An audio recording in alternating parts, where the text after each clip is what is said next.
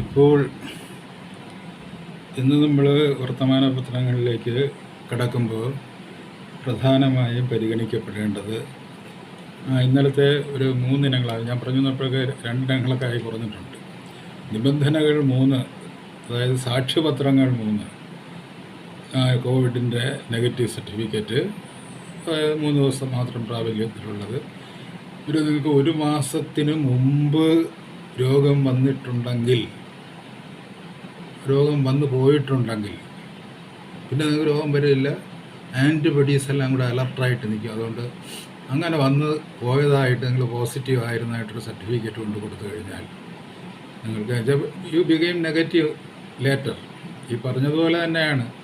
Negative ആയി കഴിഞ്ഞാൽ പിന്നെ ഇതുണ്ടാകുമോ ഇല്ലയോ എന്നുള്ള കാര്യം വെച്ചാൽ ഒരു സ്ഥിരതയും ഇല്ലാത്ത ഒരു രോഗപ്രമാണമാണിത് ഉണ്ടാകുന്നത്. പിന്നെ ഈ പറഞ്ഞതുപോലെ വാക്സിനേഷൻ്റെ സർട്ടിഫിക്കറ്റ് 14 ദിവസം വാക്സിനേഷൻ. ഇത് വെച്ചാൽ ഇത്രയും പറഞ്ഞില്ലേ ഒരു സ്റ്റുപ്പിഡിറ്റി, ഒരു ഗവൺമെൻറ്റിൻ്റെ നിർദ്ദേശം എന്നുള്ള രീതിയിൽ ഇത് പറഞ്ഞു കഴിഞ്ഞാൽ പറഞ്ഞില്ലേ, ഇപ്പോൾ മനുഷ്യനെ പറ്റി നിർവചിക്കുമ്പോഴത്തേക്ക് ഐൻസ്റ്റീൻ പറഞ്ഞിട്ടുണ്ട്,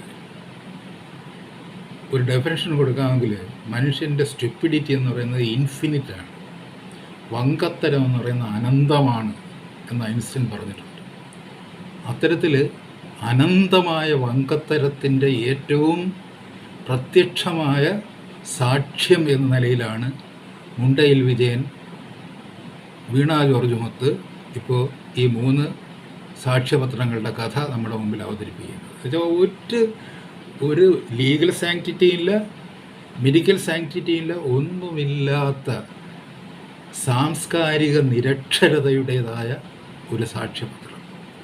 അതായത് നമ്മുടെ ജീവിതം എന്തുമാത്രം ലജ്ജാകരമായ ഒരവസ്ഥയിൽ എത്തിപ്പെട്ടിരിക്കുന്നു എന്നുള്ളതിൻ്റെ സാക്ഷ്യപത്രമാണ്. അപ്പോൾ അത് ഞാൻ ഇന്നലെ പറഞ്ഞു. പണ്ട് തീണ്ടലിനും തൊടിയിലിനും അവരിങ്ങനെ സാക്ഷ്യപത്രങ്ങളൊന്നുമില്ലായിരുന്നു. അത് ബ്രാഹ്മണൻ ഹോ ഹോ ഹോ എന്ന് പറയുമ്പോൾ അത് നിയമമായിരുന്നു. ഇപ്പോൾ മുണ്ടൂർ വിജയൻ ഹോ ഹോ ഹോ എന്നിങ്ങനെ 3 മന്ത്രങ്ങൾ ഉച്ചരിക്കുന്നു. വീണ ജോർജും ഹോ ഹോ ഹോ. മുണ്ടൂർ വിജയൻ പറഞ്ഞു കഴിഞ്ഞാൽ പിന്നെ മുണ്ടയിൽ വിജയൻ പറഞ്ഞാൽ പിന്നെ വീണ ജോർജിനും പറയാതിരിക്കില്ല ഹോ ഹോ ഹോ എന്ന് പറയുന്നതിനപ്പുറം യാതൊരു വാലിഡിറ്റി ഇല്ല. And it goes against the constitution.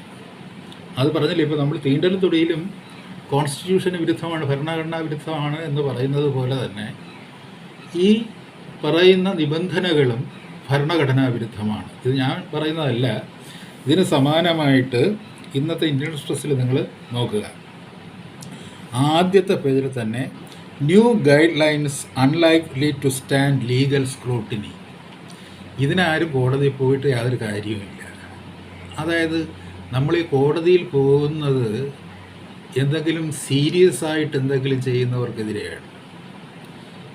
അതായത് നമ്മൾ ഈ മണ്ടന്മാർ ലണ്ടനിൽ നിന്നൊക്കെ പറഞ്ഞ് ചില സിനിമ വന്നിട്ടുണ്ട്. അങ്ങനെയുള്ള ഒരു മണ്ടന്മാരുടേതായ ഒരു ആധിപത്യത്തിൽ എന്തു കൊടുത്താലും വിഴുങ്ങിക്കൊടുക്കുന്ന ഒരു ജനതയെ സംബന്ധിച്ചിടത്തോളം നമ്മൾ കോടതിപ്പെട്ട എന്താ കാര്യം? പക്ഷേ അത് മിസോറാമിലും മേഘാലയയിലും അവിടുത്തെ ജനങ്ങൾ അവരിപ്പോൾ ഈ നമ്മളെ ഇന്ത്യയിലെ ഏറ്റവും വലിയ നമ്മളേറ്റവും പ്രബുദ്ധരാണ്, കണ്ടാൽ സുരസുന്ദരന്മാരാണ് എന്നൊക്കെയാണ് നമ്മൾ വിശ്വസിക്കുന്നത്. മിസോറാമിലും വെച്ച് കഴിഞ്ഞാൽ ഈ പറഞ്ഞ വേറൊരു ലൈഫ് സ്റ്റൈലാണ് അവർ, വേറൊരു ജീവിതമാണ് അവരുടേത്. മിസോറാമിനും മേഘാലയയ്ക്കുമൊക്കെ പറഞ്ഞ കുന്നിൻ പ്രദേശങ്ങളിലെ മനുഷ്യരാണ്. പക്ഷേ അവർ കുറച്ചുകൂടി റെസ്പോൺസീവ്നെസ് ഉള്ളവരാണ്.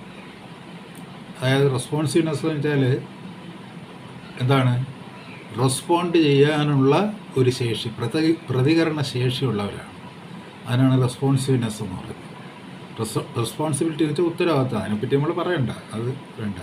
എന്നാലും എന്നെ അടിക്കുമ്പോൾ ഒന്ന് നിലവിളിക്കുക എന്ന് പറയുന്നത് ഒരു റെസ്പോൺസീവ്നെസ്സാണ്. അത് ഇല്ലാതെ അടി കഴിഞ്ഞപ്പോഴത്തേക്ക് നന്നായി എന്ന് പറയുന്ന ഒരു ജനതയാണ് കേരള ജനത. വെച്ചാൽ ഇന്ന് ഇന്ത്യയിലെ ഏറ്റവും അധപ്പതിച്ച ഒരു ജനതയാണ് കേരള ജനതയെന്ന് പറയാൻ എനിക്ക് അതിൽ അങ്ങനെ പറയാൻ യാതൊരു സങ്കോചവുമില്ല. കാര്യം വെച്ച് കഴിഞ്ഞാൽ നമ്മൾ ആരാണെന്ന് ആലോചിക്കുമ്പോൾ യഥാർത്ഥത്തിൽ സങ്കടം തോന്നുന്നു. അപ്പോൾ ഇവിടെ ഞാൻ പറഞ്ഞത് The guidelines issued by the state government to allow only those people who are vaccinated, infected, or possessing a negative RT-PCR result to go out of their houses for work and other errands is unlikely to stand legal scrutiny, as similar orders is issued by Meghalaya and Mizoram governments were declared null and void by the High Courts of Meghalaya and Guwahati recently. മേഘാലയയിലെ ഗുവാഹത്തി ആസാമിൻ്റെ ഇതായിരുന്ന capital city ആയിരുന്നു. അപ്പോൾ മേഘാലയയിലും മിസോറാമിലെയും ഹൈക്കോടതികൾ ഇപ്പോൾ ഉത്തരവിട്ടിരിക്കുന്നു. അതായത് ഇതിന് സമാനമായിട്ടുള്ള ഭ്രാന്ത് അവിടുത്തെ ഗവൺമെൻറ്റും കാണിച്ചപ്പോൾ അവർ കോടതിയിൽ പോയി.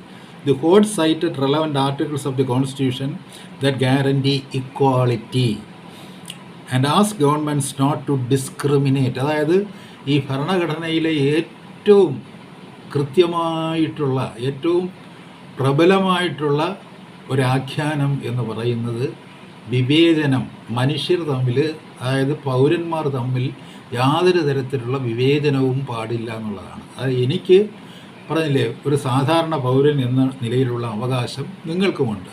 അങ്ങനെ ഡിസ്ക്രിമിനേഷൻ ഉണ്ടാകുന്നിടത്ത് ഭരണഘടന ചോദ്യം ചെയ്യപ്പെടുകയാണ്. അപ്പോൾ ഇത് ഡിസ്ക്രിമിനേഷനെ വയലേറ്റ് ചെയ്യുന്നു between vaccinated and non vaccinated people. അതായത് വാക്സിനേറ്റഡ് ചെയ്യുന്ന it may be my option or otherwise I could not get a chance for vaccination, then how can I be discriminated?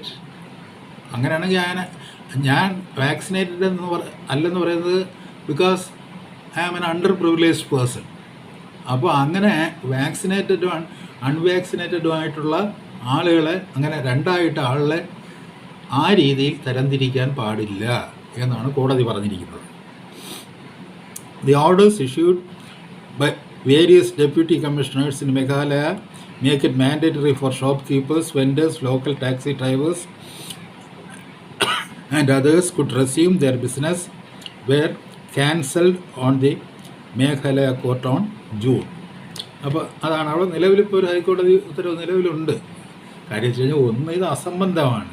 ഇങ്ങനെയൊന്നും ഇത് it is not at all practical, least practical.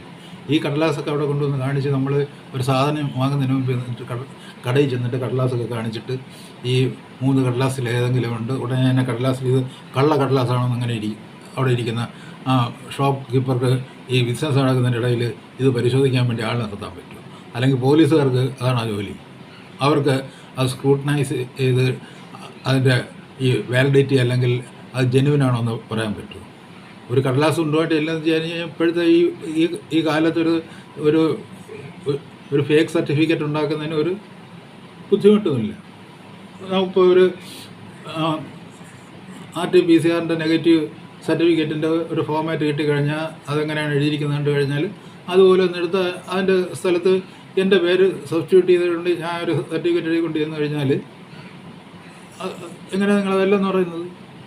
അതിൻ്റെ താഴെ മഷിയുള്ളൊരു ഒപ്പും ഒരു സീലും വേണമെന്നല്ലേ ഉള്ളൂ. അതും കൂടെ ഇട്ടുകൊണ്ട് ഇന്ന് കഴിഞ്ഞാൽ കടക്കാരൻ പരിശോധിക്കും. ഇത് പറയാം. എന്നുവെച്ചാൽ മനുഷ്യനെ കൊണ്ട് ഈ തരത്തിൽ വേണ്ടാത്ത കാര്യങ്ങൾ ചെയ്യിക്കുക അത് നിയമവിരുദ്ധമാണ്, അത് ഭരണഘടനാ വിരുദ്ധമാണ്. അതിനേക്കാളേറെ അത് അപഹാസ്യവും മനുഷ്യൻ്റെ സാമാന്യ ബുദ്ധിക്ക് നിരക്കാത്തതുമായ വങ്കത്തരമാണ്. അപ്പോൾ അതുകൊണ്ടാണ് പറഞ്ഞത് ഈ മനുഷ്യൻ്റെ ഈ മൗഢ്യം എന്ന് പറയുന്നത് അനന്തമാണ്. അതായത് തിയറി ഓഫ് ഇൻഫിനിറ്റ്, അതായത് ഈ തിയറി ഓഫ് റിലേറ്റിവിറ്റി വരുമ്പോഴത്തേക്ക്, ആപേക്ഷികതാ സിദ്ധാന്തം വരുമ്പോഴത്തേക്ക് there is no infinite point, അനന്തമായിട്ട് ഒന്നും ഇല്ല എന്ന് പറയുന്ന ആ ഒരു ഇൻഫിനിറ്റി എന്ന് പറയുന്ന ഒരു പോയിൻറ്റിനെ കുറിച്ചുള്ള ഒരു തർക്കം ഉണ്ടായിരുന്നു. അപ്പോൾ അതിന് മുമ്പ് അത് അത്രയ്ക്ക് എസ്റ്റാബ്ലിഷ് ചെയ്തിട്ടില്ലായിരുന്നു. അത് ഐൻസ്റ്റീൻ വന്നതിന് ശേഷമാണ്. ഇപ്പോൾ മറ്റേ ഈ ആപ്പിൾ തലയിൽ വീണ ആ ഗ്രാവിറ്റി കണ്ടുപിടിച്ച സയൻറ്റിസ്റ്റ് ഉണ്ടല്ലോ, ഞാൻ അവിടെ പേര് പെട്ടെന്ന് മറന്നു. അപ്പോൾ കക്ഷിയാണ് ആദ്യം ഈ റിലേറ്റിവിറ്റിയുടെ ഈ ഒരു കൺസെപ്റ്റ് കൊണ്ടുവന്നിട്ട് ഇൻഫിനിറ്റിയെ ചോദ്യം ചെയ്തു തുടങ്ങുന്നത്. അപ്പോൾ ആ ഇൻഫിനിറ്റ് എന്നുള്ളതിന് പകരമാണ് റിലേറ്റ് എന്നുള്ള ഇത് വരുന്നത്. ഒന്ന് മറ്റൊന്നിനെ അപേക്ഷിച്ചാണ് നമ്മൾ ഒന്നിൻ്റെ വാല്യൂ ഡിസൈഡ് ചെയ്യുന്നുള്ളത്. അതുകൊണ്ട് അനന്തമായിട്ട് അതായത് നിരാപേക്ഷം എന്ന് പറയുന്ന തരത്തിൽ ആപേക്ഷികമല്ലാത്ത ഒരു ഇൻഫിനിറ്റ് അനന്തമായിട്ടുള്ള പോയിൻ്റ് ഉണ്ട് എന്നുള്ള അതിനെ അത് പറഞ്ഞ് സഹിയിട്ടപ്പോഴാണ് അദ്ദേഹം പറഞ്ഞത്, അതായത് ഈ ഇൻഫിനിറ്റായിട്ട് അനന്തമായിട്ട് ഈ ലോകത്തൊന്നേ ഉള്ളൂ, അത് മനുഷ്യൻ്റെ മൗഢ്യമാണ്. നിങ്ങളൊക്കെ വിഡ്ഢിത്തമാണ് പറയുന്നത്. ഈ ഇൻഫിനിറ്റ് എന്ന് പറയുന്ന ആത്മീയ സങ്കല്പം എന്ന് പറയുന്നത് മൗഢ്യമാണെന്ന് പറഞ്ഞു. പക്ഷേ ആ പറഞ്ഞില്ലേ, അത് പറഞ്ഞില്ലേ മനുഷ്യനാണ് ഈ. എന്നിട്ട് അദ്ദേഹം പറഞ്ഞു ഒരൊറ്റ അനന്തതയെ ഈ ലോകത്തുള്ളൂ, അത് മനുഷ്യൻ്റെ മൗഢ്യമാണ് എന്ന് പറഞ്ഞു. അപ്പോൾ അത് സ്ഥാപിക്കുന്ന ഒരു കാര്യമാണ് നമ്മൾ കണ്ടും കേട്ടും ഇരിക്കുന്നത്. പിന്നെ ഞാൻ അതിൻ്റെ ഡീറ്റെയിൽസിലേക്ക് പിന്നീട് വരാം.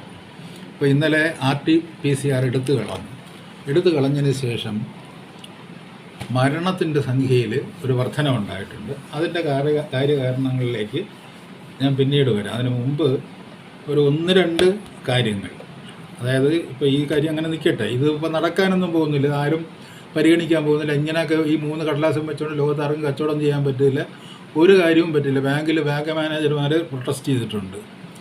ഇത് വളരെ പ്രാക്ടിക്കൽ അല്ലാത്ത കാര്യമാണ്. ഇതാരാണ് ഇവരുടെ ഉപദേശികൾ എന്നുള്ളതാണ് നമ്മുടെ ധർമ്മസങ്കടം. ഒരു responsible government should not take such decisions.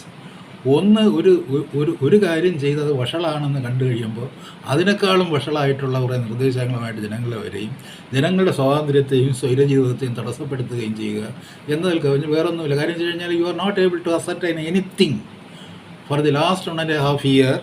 നിങ്ങളെ സംബന്ധിച്ചിടത്തോളം നിങ്ങൾ ഈ COVID-19 പറ്റി ഒന്നും പറഞ്ഞിട്ടില്ല. എന്താണ്, നിങ്ങൾ ആകെ 2 സ്ഥിരീകരിച്ചിട്ടുണ്ട്. ഒന്ന്, നിങ്ങൾക്ക് സ്ഥിരീകരിക്കാനാവാത്തത്, രോഗം നിങ്ങൾക്ക് ഒരു ടെസ്റ്റ് കൊണ്ട് സ്ഥിരീകരിക്കാനാവില്ല. അതായത് ഒരു വൈറസ് ഉണ്ടെന്ന് പറഞ്ഞിട്ട് രോഗം സ്ഥിരീകരിക്കാനാവില്ല, അവിടെ നിങ്ങൾ സ്ഥിരീകരിക്കും. പിന്നെ രണ്ടാമത് മരണത്തിൻ്റെ കാരണം ഈ കോവിഡിൻ്റെ വൈറസ് അല്ല എന്നറിഞ്ഞിരിക്കെ അവിടെ ആ മരണകാരണവും നിങ്ങൾ സ്ഥിരീകരിക്കും. അപ്പോൾ എന്താണോ നിങ്ങൾക്ക് സ്ഥിരീകരിക്കാൻ കഴിയാത്തത് അത് 2 മാത്രമേ നിങ്ങൾ സ്ഥിരീകരിച്ചിട്ടുള്ളൂ.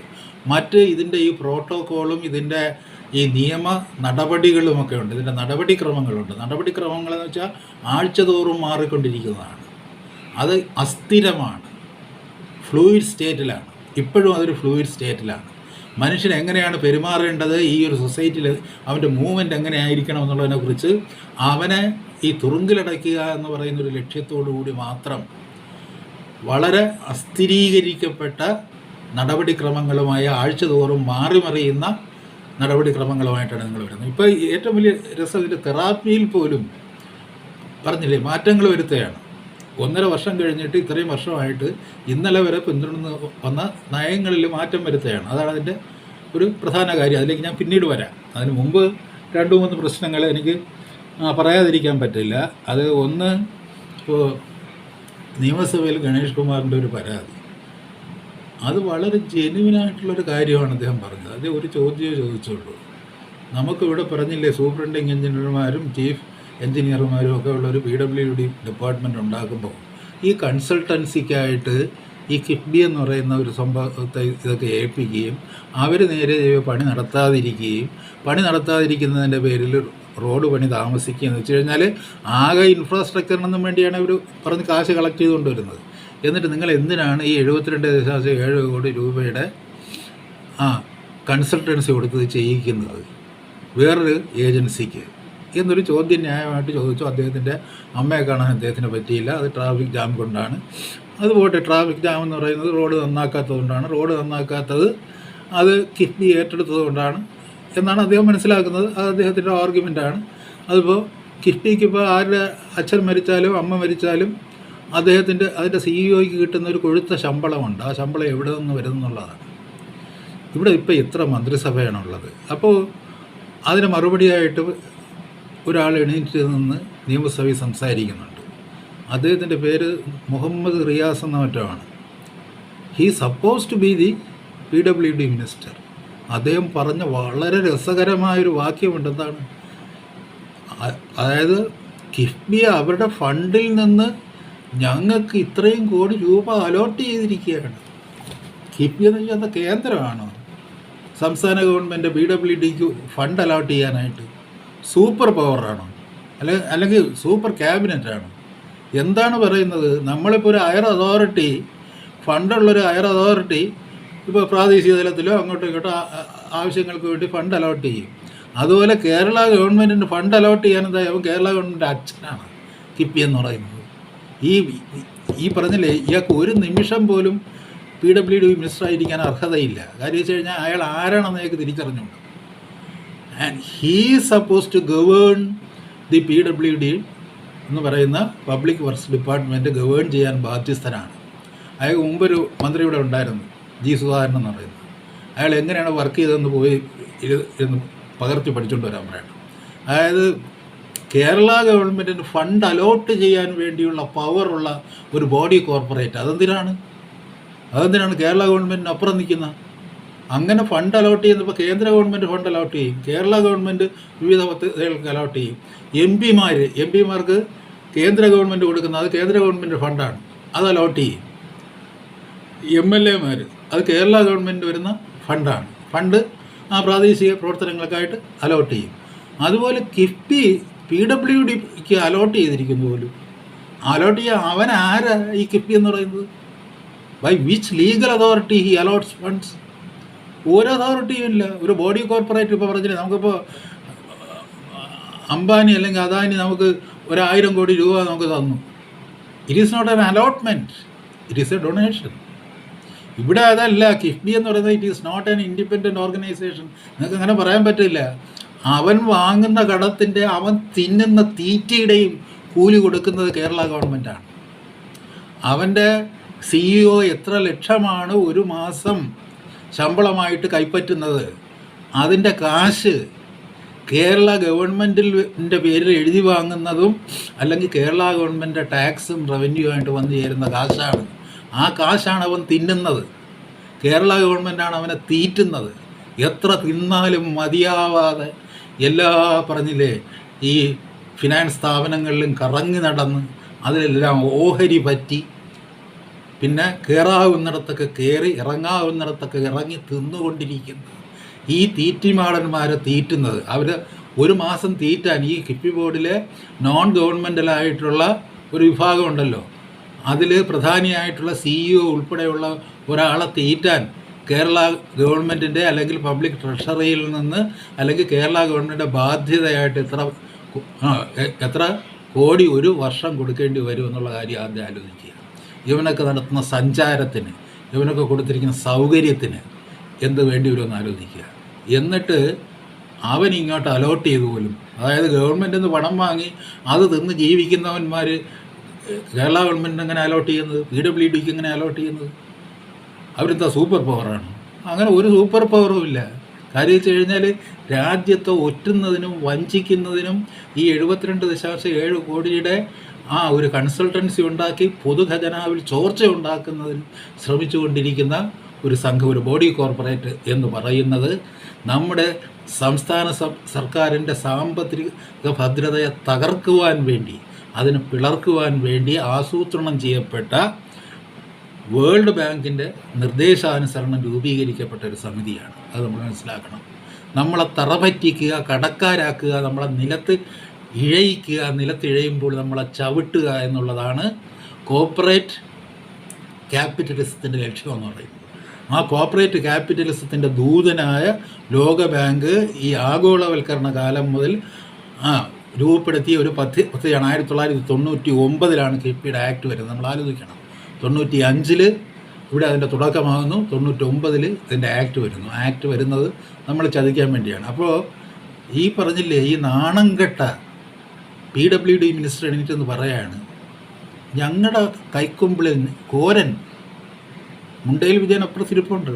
അപ്പോഴാണ് മുണ്ടയിൽ വിജയൻ്റെ മരുമോനായ ഒരു കോരൻ പറയുന്നത്, കോരൻ്റെ കുമ്പിളിൽ അവിടുന്ന് ഇത്രയും കോടി രൂപ ഇട്ട് തന്നവരാണേ അവർ എന്ന് പറയുന്നത്.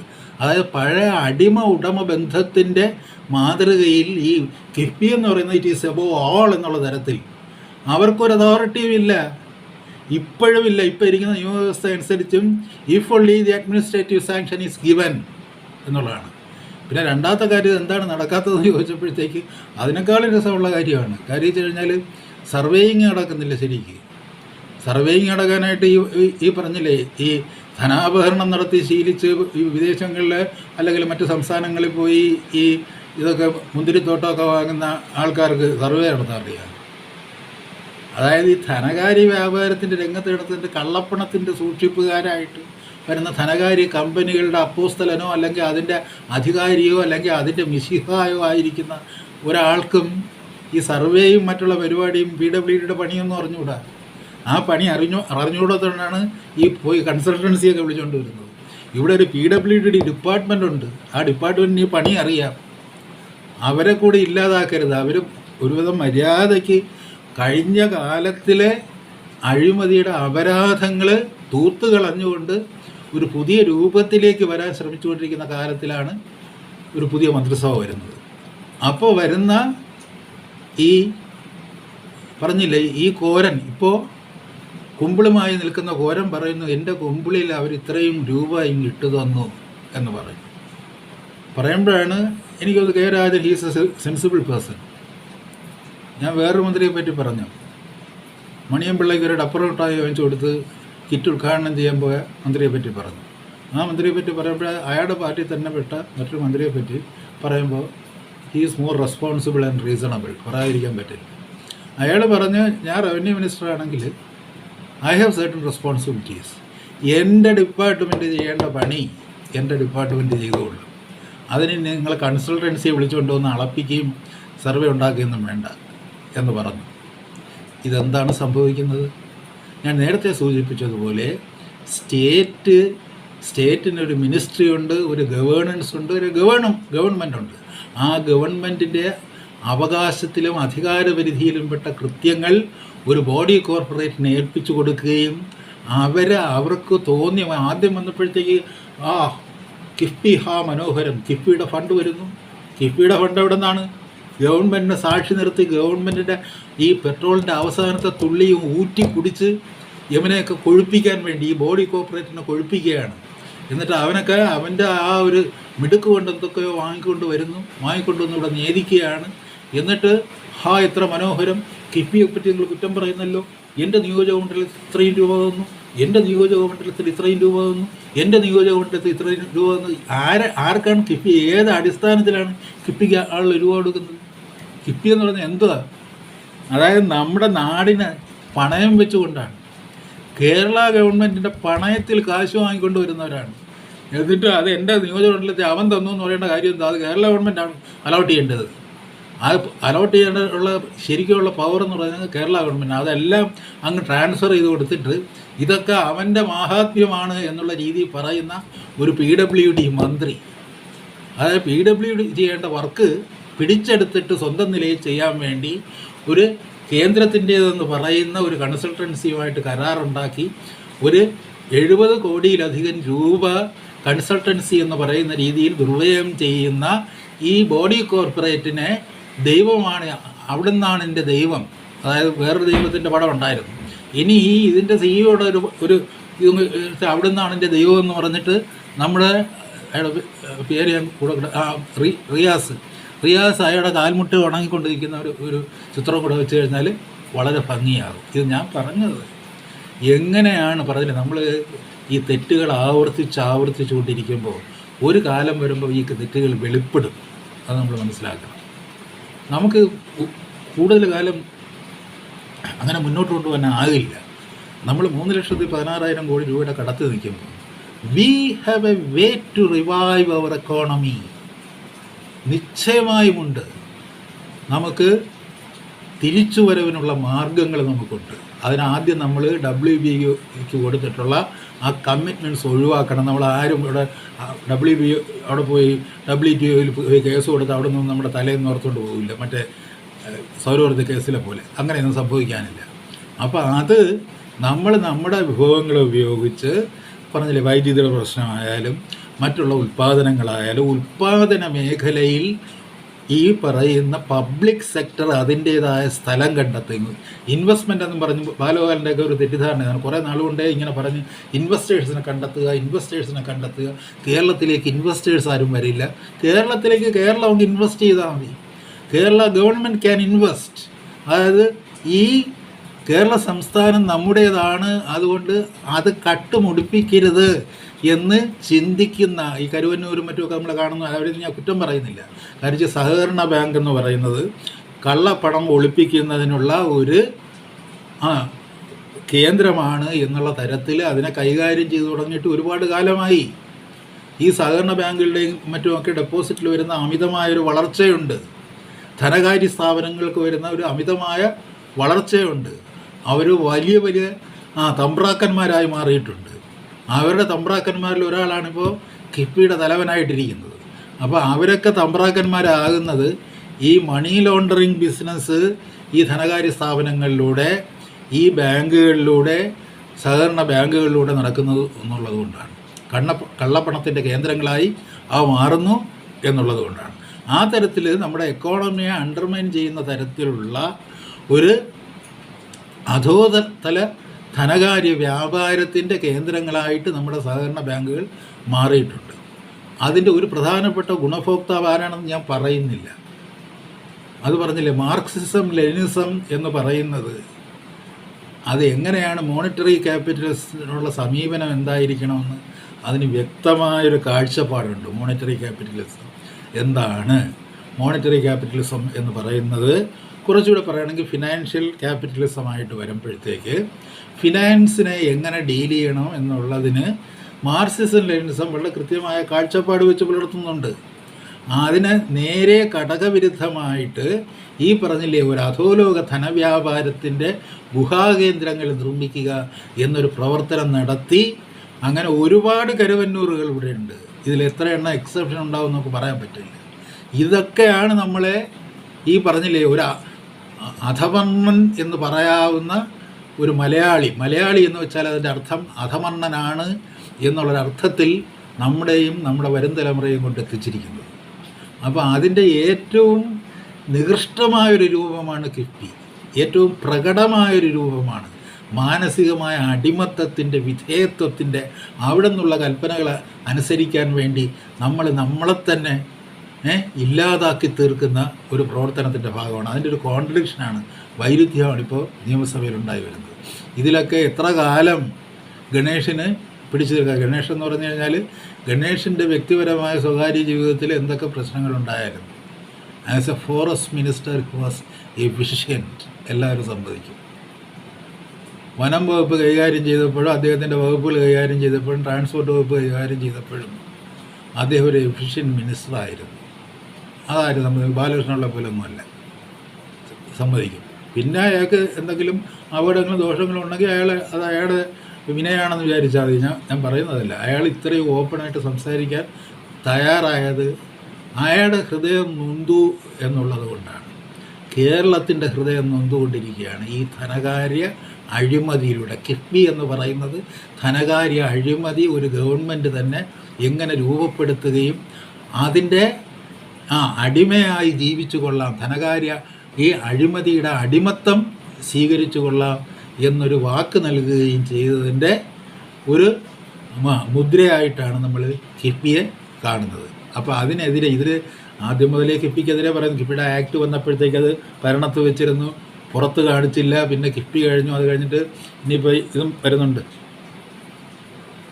നോളജ് എക്കോണമിയും വരുന്നുണ്ട്. നോളജ് എക്കോണമിയുടെ താല്പര്യങ്ങളെക്കുറിച്ച് ഞാൻ ഒരിക്കൽ ഞാൻ പറഞ്ഞതാണ്. അതിൽ നോളജുമില്ല, എക്കോണമിയില്ല. അതിനകത്ത് വേറെ ചൂഷണത്തിൻ്റെതായ ന്യായങ്ങളാണ് അതിനകത്തുകൂടി വരുന്നത്. എങ്ങനെയാണ് ഈ പറഞ്ഞില്ലേ ലേബറേഴ്സിനെ റെഡ്യൂസ് ചെയ്യുക, എങ്ങനെയാണ് ഹ്യൂമൻസിനെ ഈ ക്യാപിറ്റലിൻ്റെ രൂപത്തിൽ പരുവപ്പെടുത്തിയെടുത്ത് ഇൻഡസ്ട്രിക്ക് വേണ്ടി ഉപയോഗിക്കുക. ആ തരത്തിൽ നോളജ് എന്ന് പറയുന്നത് ഒരു ഇൻഡസ്ട്രിയൽ പേറ്റൻറ്റിനുള്ള ഒരു മാർഗമായിട്ട് നിങ്ങളുടെ അല്ലെങ്കിൽ തലച്ചോറിൽ നിന്ന് ഇന്നൊവേറ്റീവായിട്ട് എന്തെങ്കിലും ഉണ്ടാകുകയാണെങ്കിൽ അത് ക്യാച്ച് ചെയ്യാൻ വേണ്ടി ഒരു ഇൻഡസ്ട്രിയലിസ്റ്റ് ഉണ്ടാകുകയും ആ കമ്പനി അതിൻ്റെ പേറ്റൻറ്റ് കരസ്ഥമാക്കുകയും അവൻ അതുകൊണ്ട് ബിസിനസ് ചെയ്യുകയും അതുകൊണ്ട് അത് നോളജ് എക്കോണമി ആയിട്ട് മാറാം. അപ്പോൾ ആ എക്കോണമിയെ, ഈ പേറ്റൻറ്റിൻ്റെ പവർ എക്കോണമിയെ നിയന്ത്രിക്കുന്ന ഒരു അവസ്ഥയിലേക്ക് വരികയും ചെയ്യുന്നുള്ളതാണ് അതിൻ്റെ ചുരുക്കം നോളജ് എക്കോണമിയുടെ. അതിനപ്പുറം അതിനകത്ത് യാതൊന്നുമില്ലെന്ന് ലോക ബാങ്കിൻ്റെ രേഖകൾ എടുത്തു വെച്ച് വായിച്ചാൽ നല്ല കൃത്യമായിട്ട് മനസ്സിലാക്കാം. ടു റെഡ്യൂസ് ലേബർ ഫോഴ്സ് എന്ന് വളരെ കൃത്യമായിട്ട് അവരതിനകത്ത് പറഞ്ഞിട്ടുണ്ട്. നോളജ് എക്കോണമി എന്ന് പറയുമ്പോഴത്തേക്ക് അതായത് തലയുണ്ടെങ്കിൽ പിന്നെ ബാക്കി എന്തിനു ഉടൽ, എന്തിനീ കബന്ധം എന്ന് ചോദിക്കുന്ന ഒരു ചോദ്യമാണ് വേൾഡ് ബാങ്ക് അതിൽ ചോദിച്ചു കൊണ്ടുവരുന്നു, ആ തല നമ്മളങ്ങ് എടുത്തോളാം, നിൻ്റെ തല നമ്മളങ്ങ് എടുത്തോളാം. നിങ്ങൾ ആരെങ്കിലും മിടുക്കന്മാരുണ്ടെങ്കിൽ അവരുടെ തലകൾ നമ്മളെടുത്ത് അതിനെ ഒരു പേറ്റൻ്റാക്കി മാറ്റി നിങ്ങളെ ഒരു ഹ്യൂമൻ ക്യാപിറ്റലിൻ്റെ ഭാഗമാക്കി മാറ്റാം. അത് നമ്മുടെ ഒരു ആസ്തിയായി മാറുന്നു, അല്ലെങ്കിൽ അതൊരു മൂലധനമായിട്ട് മാറുന്നു.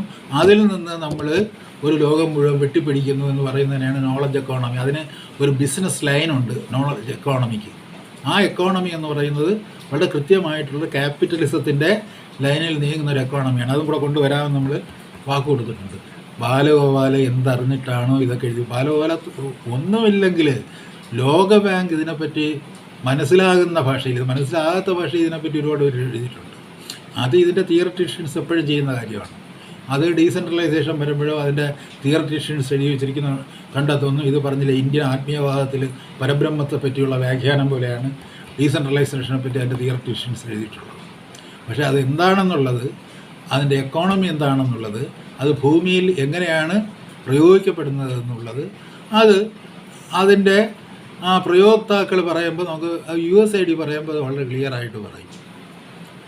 വേൾഡ് ബാങ്ക് പറയുമ്പോൾ വളരെ ക്ലിയറായിട്ട് പറയും. നിൻ്റെയൊക്കെ കഴുത്തിൽ കത്തി വയ്ക്കുകയാണ്ട ഞാൻ എന്നാണ് അവരുടെ പുസ്തകങ്ങളിൽ പച്ചയായിട്ട് പറയുന്നത്. അതുപോലെ ഈ കിഫ്ബിയുടെ ആക്ട് വരുമ്പോഴും ഇവിടെ CDS കൊണ്ടുവരുമ്പോഴും ഒക്കെ തന്നെ നമ്മുടെ കഴുത്തിൽ കത്തി വയ്ക്കുകയായിരുന്നുവെന്നും ഈ കാണുന്ന ഡെവലപ്മെൻറ്റ് അല്ല എന്നും, ഈ ഡെവലപ്മെൻറ്റ് നമ്മുടേതല്ല, ഈ ബൈബിളിൽ പറയുന്നുണ്ട്. അതായത് ഈ ഒരു മാൻഷൻ ഇവിടെ ഉണ്ടാക്കിയിരിക്കുന്നു. നിങ്ങൾ വിചാരിക്കുന്നു ഈ മാൻഷൻ നിങ്ങളുടെ വകയാണ്, ഒരുപാട് ലേബറേഴ്സ് ഉണ്ടായിരുന്നു, നിങ്ങൾ നിങ്ങളുടേതായിട്ടുള്ളത് നടത്തിയ നിങ്ങളുടെ മാൻഷനാണ്. അല്ല, ഈ മാൻഷൻ്റെ ഉടമ അവിടുന്നാണ്, ദൈവമാണ്. ഈ മാൻഷൻ്റെ ഉടമ എന്ന് പറയുന്നത്, നമ്മുടെ ഡെവലപ്മെൻറ്റ് എന്ന് പറയുന്ന മാൻഷൻ്റെ ഉടമ നമുക്ക് പണം കടം തന്നവനാണ്. അവൻ ഒരു ബ്ലേഡ് കമ്പനിക്കാരനെ പോലെ ബ്ലേഡുമായിട്ടിരിക്കുകയാണ്. നമ്മുടെ കഴുത്ത് എപ്പോഴും മുറിച്ചെടുക്കണം, അതിനകത്ത് പ്രയോജനമുള്ള തലച്ചോറുണ്ടെങ്കിൽ അതിൽ കൊണ്ടുപോയിട്ട് അവൻ്റെ ഇന്നൊവേറ്റീവായിട്ടുള്ള ആ പ്രയത്നങ്ങളെ എങ്ങനെ ഒരു ക്യാപിറ്റലാക്കി മാറ്റി അതിനെ പേറ്റൻ്റായിട്ട് കൺവേർട്ട് ചെയ്ത് എങ്ങനെ ബിസിനസ് ആക്കണം എന്നവൻ ആലോചിച്ചു കൊണ്ടിരിക്കുകയാണ്. അതാണ് നമ്മൾ മനസ്സിലാക്കാനുള്ള ഒരു കാര്യം.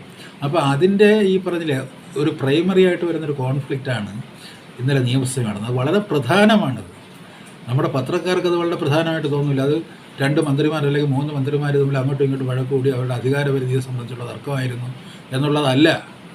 ഒരു ഗവൺമെൻറ്റും ഒരു നോൺ ഗവൺമെൻറ്റലായ ഒരു ബോഡി കോർപ്പറേറ്റും ഉണ്ടാകുമ്പോൾ ബോഡി കോർപ്പറേറ്റ് ഗവൺമെൻറ്റിൻ്റെ അതിരുകളെ അതിലംഘിച്ചുകൊണ്ട് ഗവൺമെൻറ്റിനെ അവമാനിക്കത്തക്ക തരത്തിൽ പ്രവർത്തിക്കുകയും അവസാനം സർവേയർമാരെ കൂടി ഇനി ഈ പറഞ്ഞില്ലേ റവന്യൂ ഡിപ്പാർട്ട്മെൻറ്റ് കൂടി ഞാൻ കൈകാര്യം ചെയ്തു തരാം എന്നാണ് കിഫ്ബിയുടെ CEO പറയുന്നതെങ്കിൽ അതും ആകട്ടെ എന്ന് പറയുന്നൊരവസ്ഥയിലേക്ക് നമ്മൾ ഇതൊക്കെ തോമസ് ഐസക്ക് ഇതൊക്കെ പണ്ട് കാലത്തെ പറയുന്ന കാര്യങ്ങളാണ്. തോമസ് ഐസക്ക് വെളിപ്പെട്ടുകൊണ്ടിരിക്കുകയാണ്. തോമസ് ഐസക്ക് ഇതൊക്കെ വലിയ പൊണ്ണക്കാര്യമെന്നും പറഞ്ഞ് ഇവിടെ അവതരിപ്പിച്ചുകൊണ്ടിരിക്കുമ്പോഴേ പറയുന്നുണ്ട്. ഐസക്ക് ഇത് മനസ്സിലാക്കിയിട്ടാണോ മനസ്സിലാക്കാതെയാണോ, അതല്ല ഒരു ട്രാപ്പിൽ ചെന്ന് വീണ് കഴിഞ്ഞാൽ പിന്നെ അതിൽ നിന്ന് രക്ഷപ്പെടാൻ പാടാണ്. ഇവരുടെ ഒരു സങ്കേതത്തിൽ ചെന്നുപെട്ട് അതിൽ കമ്മിറ്റഡ് ആയി കഴിഞ്ഞാൽ പിന്നെ അവൻ പറയുന്നതനുസരിച്ച് അവൻ്റെ അടിമയെപ്പോലെ അവൻ്റെ നയങ്ങളൊക്കെ ഇവിടെ നടപ്പിലാക്കാനുള്ള ബാധ്യത നിങ്ങൾക്ക് വന്നു ചേരും. അല്ലെങ്കിൽ നിന്നെ ബ്ലാക്ക്മെയിൽ ചെയ്യും, അല്ലെങ്കിൽ നിന്നെ അപകടപ്പെടുത്തിയോ അവൻ ഇല്ലാതാക്കും. അതാണ് ഈ ഒരു സങ്കേതത്തിൽ ചെന്നുപെട്ട് പോയാലുള്ളൊരു അവസ്ഥ. ഐസക്കിൻ്റെ അങ്ങനെയുള്ള അവസ്ഥയാണോ എന്ന് എനിക്ക് അറിഞ്ഞുകൂടാ. എന്തായാലും ഐസക്കിന് ജീവിക്കാൻ വേണ്ടിയുള്ള നല്ല മാർഗങ്ങളുണ്ട്. കുടുംബം അമേരിക്കയിലുണ്ട്. ഐസക്ക് അവിടെ പോയി സ്വസ്ഥമായി ജീവിക്കുകയാണ് നല്ലത്. ഇനിയും ഇത്തരം അസംബന്ധങ്ങളുടെ വക്താവായിട്ട് വന്നുകൊണ്ട് ദയവ് ചെയ്ത് ഈ പാവപ്പെട്ട നാടിനെ ഉപദ്രവിക്കരുതെന്നാണ് പറയാനുള്ളത്. നിങ്ങൾ നിങ്ങളുടെ സ്വകാര്യ വ്യക്തി ജീവിതം സുരക്ഷിതമാക്കുക. അതാണ് നിങ്ങൾക്ക് ചെയ്യാൻ കഴിയുന്ന ഒരു വയസ്സ്. എന്നെപ്പോലെ നിനക്ക് ഏതാണ്ട് 70 വയസ്സൊക്കെ ആയിട്ടുണ്ട്. നമ്മളൊക്കെ ഏതാണ്ട് സമപ്രായക്കാരാണ്. അപ്പോൾ അതുകൊണ്ട് ഞാനും പറഞ്ഞില്ല ഇങ്ങനെ ഇരുന്നുകൊണ്ട് ഇത് പറയുന്നതെന്ന് വെച്ചാൽ ഒരു സുഹൃത്ത് എന്നുള്ള നിലയിൽ പറയാണ്. നമ്മൾ പറയില്ല എൻ്റെ സുഹൃത്ത് എൻ്റെ കേരളത്തിന് എന്ത് ചെയ്തു എന്ന് ചോദിക്കുമ്പോൾ എൻ്റെ സുഹൃത്ത് എൻ്റെ കേരളത്തെ പാതാളമാക്കുന്നതിൽ മുഖ്യ പങ്ക് വഹിച്ച ഒരാളാണ്. എത്രയായാലും നമ്മൾ സുഹൃത്തുക്കളാണ്. അതുകൊണ്ട് നിന്നോട് എനിക്ക് യാതൊരു വൈരാഗ്യവും വിദ്വേഷവും ഒരിക്കലും മനസ്സിൽ തോന്നുന്നില്ല. നിന്നെ ഏറ്റവും നിശിതമായി വിമർശിക്കുമ്പോഴും ഏറ്റവും കഠിനമായ പരുഷമായ വാക്കുകൾ ഉപയോഗിച്ച് വിമർശിക്കുമ്പോഴും ഒരിക്കലും അങ്ങനെ ഒരു തോന്നുന്നില്ല. പക്ഷേ ഇത് നിർത്തണം. ഇതൊരപേക്ഷയാണ്. ഇത് നിർത്തിയിട്ട് എക്കോണമി എങ്ങനെ സ്ട്രീം ലൈൻ ചെയ്യണമെന്നുള്ള കാര്യം. ഇതിപ്പോൾ ആരോഗ്യത്തിൻ്റെ പ്രശ്നം പറഞ്ഞാൽ ആരാണ് വിദഗ്ധൻ എന്നുള്ളതിനെപ്പറ്റി ആർക്കും തിട്ടമില്ല. ഓരോരുത്തരും മുഖത്തോട് മുഖം നോക്കി ഞാനാണോ വിദഗ്ധൻ? നിങ്ങളെല്ലാം വിദഗ്ധന്മാരാണ്. ഐസക്കും ഒരു വിദഗ്ധനാണ്. ഐസക്കിൻ്റെ ആ ഒരു ഒറിജിനൽ ഇൻ്റലക്ച്വൽ സെൽഫിലോട്ട് വരികയാണെങ്കിൽ ഐസക്ക് ഒരു വിദഗ്ധനാണ്. ഐസക്ക് ആശയങ്ങൾ കടം വാങ്ങി ഒരു അടിമയാകാതിരിക്കുകയാണെങ്കിൽ ഐസക്കും ഒരു വിദഗ്ധനാണ്. ബാലഗോപാലും ഒരു വിദഗ്ധനാണ്. നമുക്ക് ഒരുപാട് എക്കോണമിസ്റ്റുകളുണ്ട്. സെൻസിബിളായിട്ട് പ്രവർത്തിക്കുകയാണെന്നുണ്ടെങ്കിൽ പ്രവർത്തിക്കാൻ കഴിയുന്ന എക്കോണമിസ്റ്റുകൾ ഇവിടെ തന്നെ ഉണ്ട്.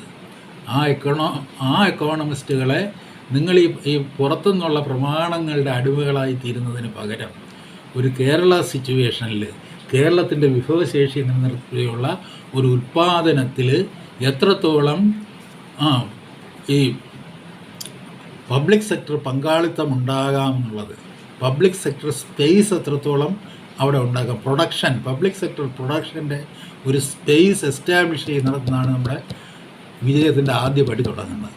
അത് ഇവിടെ ഉള്ള പബ്ലിക് സെക്ടർ പ്രൊഡക്ഷൻ്റെ ഇൻസ്റ്റിറ്റ്യൂഷൻസിനെ നമ്മൾ റിവൈവ് ചെയ്തുകൊണ്ട് വരണം. അതുപോലെ പുതിയ പബ്ലിക് സെക്ടർ പ്രൊഡക്ഷൻ്റെ സ്ഥലങ്ങൾ കണ്ടെത്തണം. അതിൽ പ്രധാനമായിട്ട് ഇപ്പോൾ ഒന്നും പറയണ്ട, വൈദ്യുതി എന്ന് പറഞ്ഞാൽ മതി. ഇപ്പോൾ ഇന്നും ഒരാൾ എഴുതിയിരിക്കുന്നു വൈദ്യുതിയാണ് വരുന്ന കാലത്ത് ഏറ്റവും പ്രധാനപ്പെട്ട ഊർജ്ജശക്തി എന്ന് പറയുന്നത്. ജലവിഭവ സമൃദ്ധമായ കേരളത്തിൽ ഏറ്റവും കുറഞ്ഞ ചെലവിൽ നോൺ പൊള്യൂട്ടൻ്റായി ഉൽപ്പാദിപ്പിക്കാവുന്ന എനർജി എന്ന് പറയുന്നത് ഇതാണ്.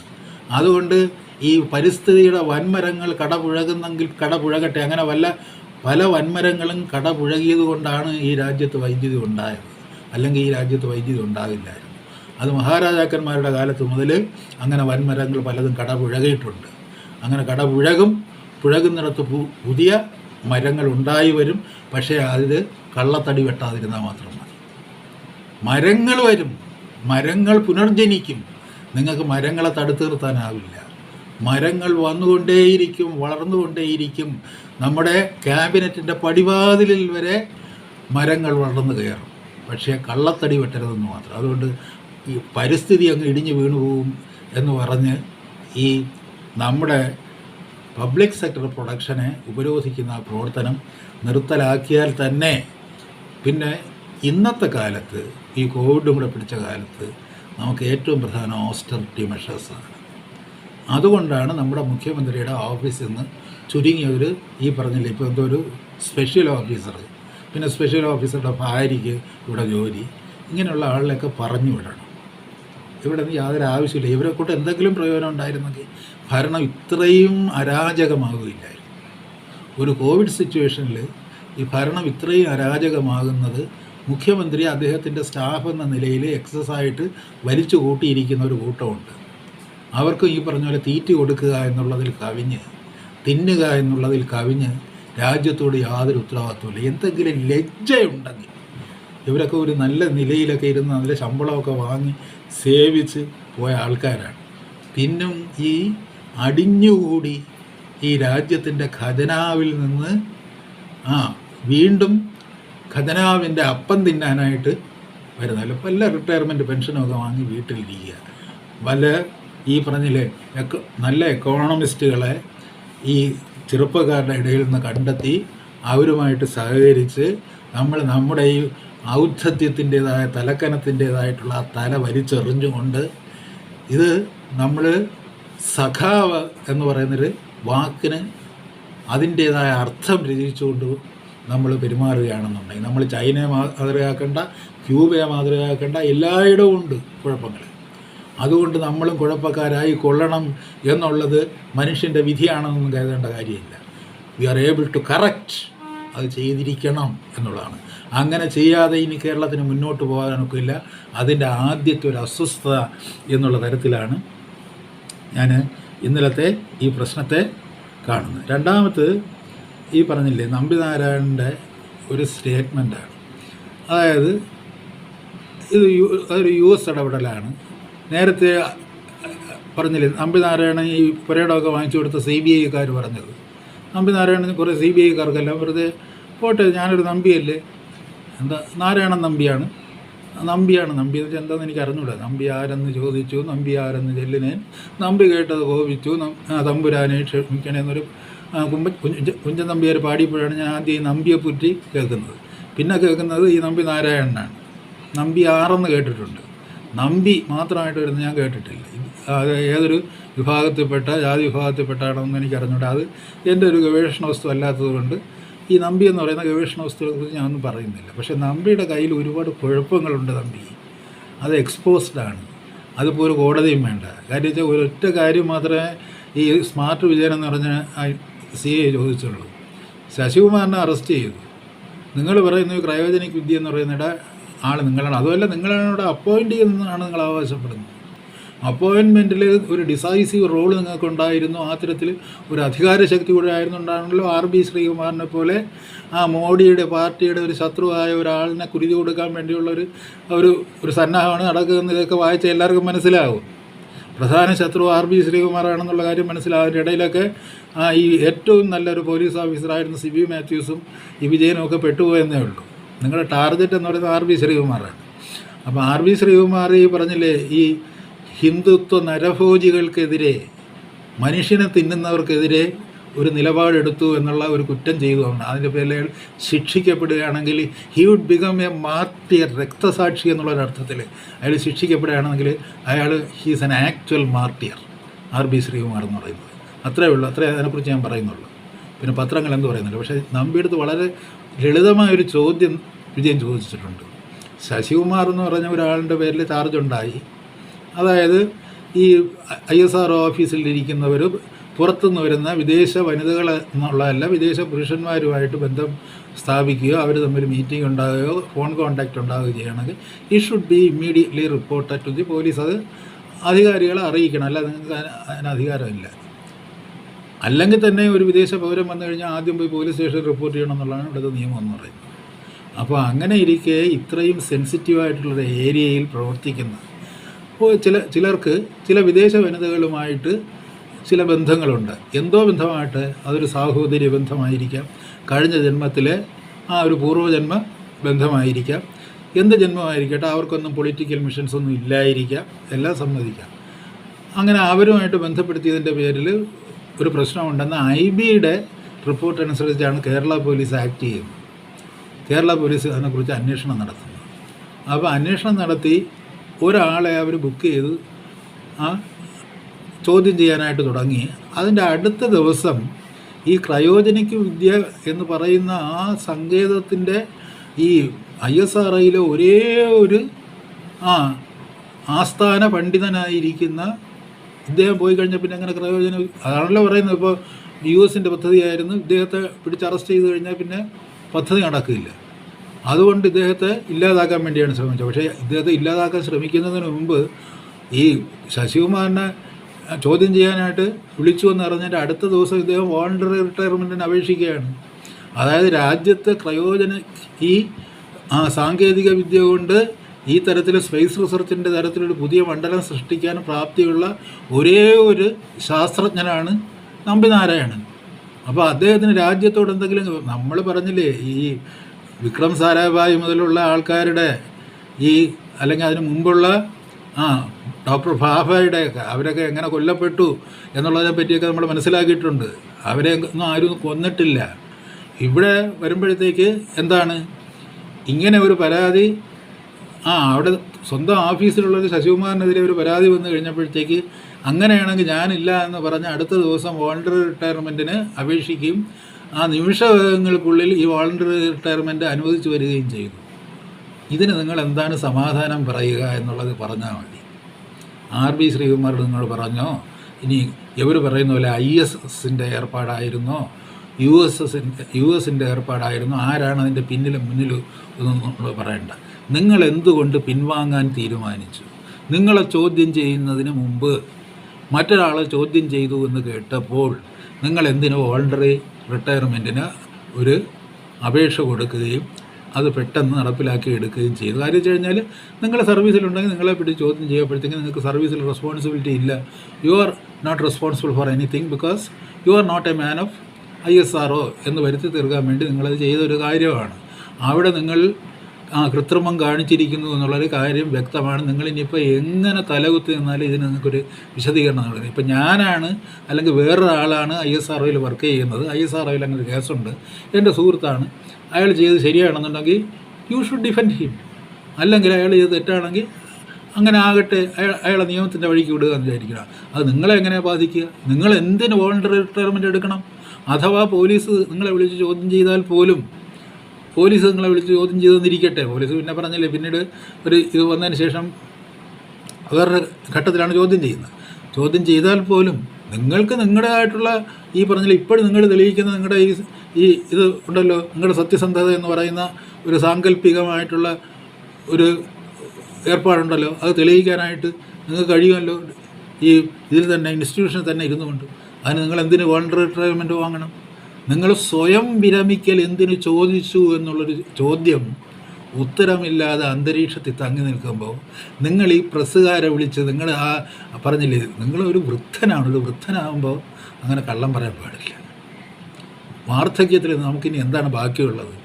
പോകുന്ന വഴിക്ക് വഴി കാണുന്നവനെയൊക്കെ ഓരോ ചവിട്ട് കൊടുത്തിട്ട് പോയി ആരെങ്കിലും തൃപ്തിപ്പെടുത്തുക എന്ന് പറയുന്ന ആ മനോഭാവം നല്ലതല്ല.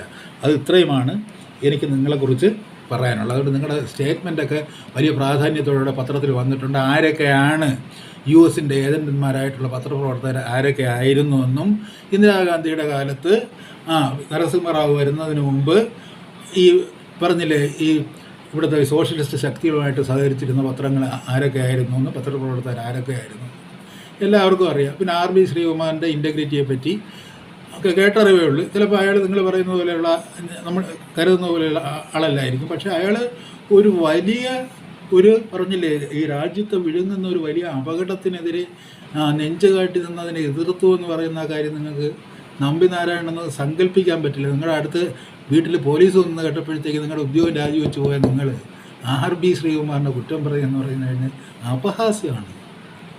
നിങ്ങളുടെ അടുത്ത റൂമിൽ താമസിക്കുന്നവരെ പോലീസ് ചോദ്യം ചെയ്യുന്ന കേട്ടപ്പോഴത്തേക്ക് വോളണ്ടറി റിട്ടയർമെൻറ്റ് എഴുതി കൊടുത്ത് സർവീസിൽ നിന്ന് ഓടി രക്ഷപ്പെടാൻ ശ്രമിച്ച ആളാണ് നിങ്ങൾ.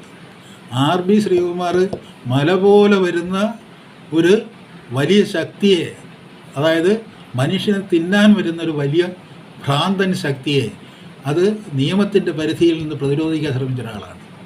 രണ്ടുപേരും തമ്മിൽ വലിയ വ്യത്യാസമുണ്ട്. ആ വ്യത്യാസം ജനങ്ങൾ മനസ്സിലാക്കും.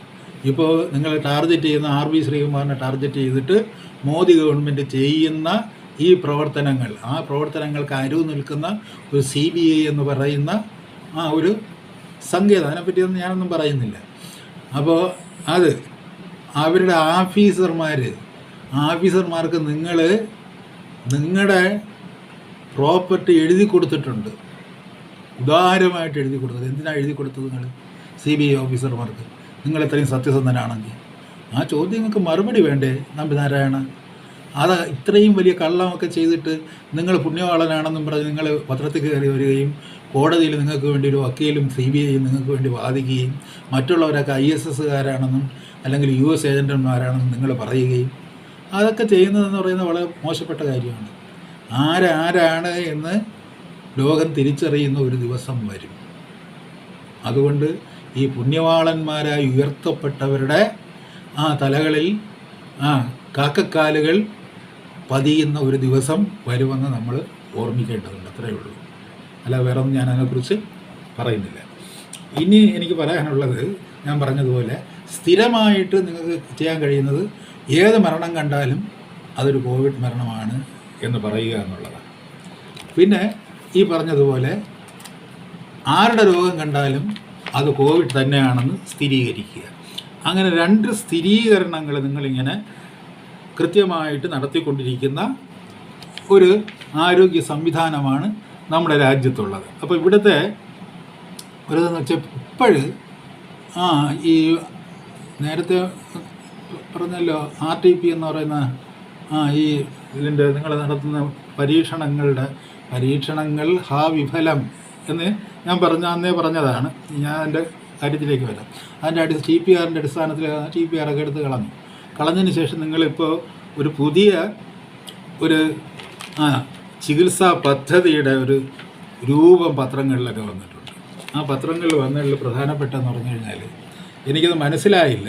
ഒരു ഭാഗത്ത് പറയുന്നുണ്ട് ഈ മൈൽഡായിട്ട് വരുന്നവർക്ക് അസിത്രോമൈസിൻ കൊടുക്കുകയില്ല, വിറ്റാമിനും കൊടുക്കുകയില്ല. അസിത്രോമൈസിനും വിറ്റാമിനും കൊടുത്താലുള്ള തകരാറ് എന്താണ്?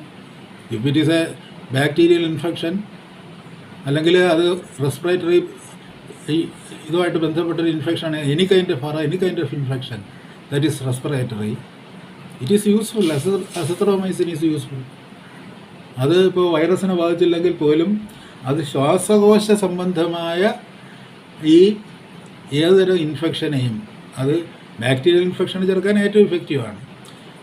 അത് ബാക്ടീരിയൽ ഇൻഫെക്ഷൻ അല്ലെങ്കിൽ പോലും അത് ശ്വാസകോശത്തിന് സുരക്ഷിതത്വം നൽകുന്ന ഒരു ഡ്രഗ് കൂടിയാണ്. അത് നിങ്ങൾ എന്തിന് അസിത്രോമൈസിൻ കൊടുക്കാതിരിക്കണം? നിങ്ങളിപ്പോൾ അസിത്രോമൈസിൻ ഈ വിറ്റാമിൻസും ഏറ്റവും താണ തലത്തിൽ വരുന്നവർക്ക് കൊടുക്കുന്നില്ല എന്ന് പറയുന്നു. അപ്പോൾ അങ്ങോട്ട് ഉയർന്ന തലത്തിൽ വരുന്നവർക്ക് കൊടുക്കുന്ന റിപ്പോർട്ടിങ്ങിൻ്റെ തയ്യാറാണെന്ന് അറിഞ്ഞൂടാ. മുകളിലോട്ട് വരുമ്പോൾ നിങ്ങൾ അസിത്രോമൈസിൻ കൊടുക്കുമോ? നിങ്ങൾ കൊടുത്തേ പറ്റൂ. കൊടുക്കാതെ നിങ്ങൾ ചികിത്സ കഴിഞ്ഞാൽ ഒരുപാട് പേര് മരിക്കും.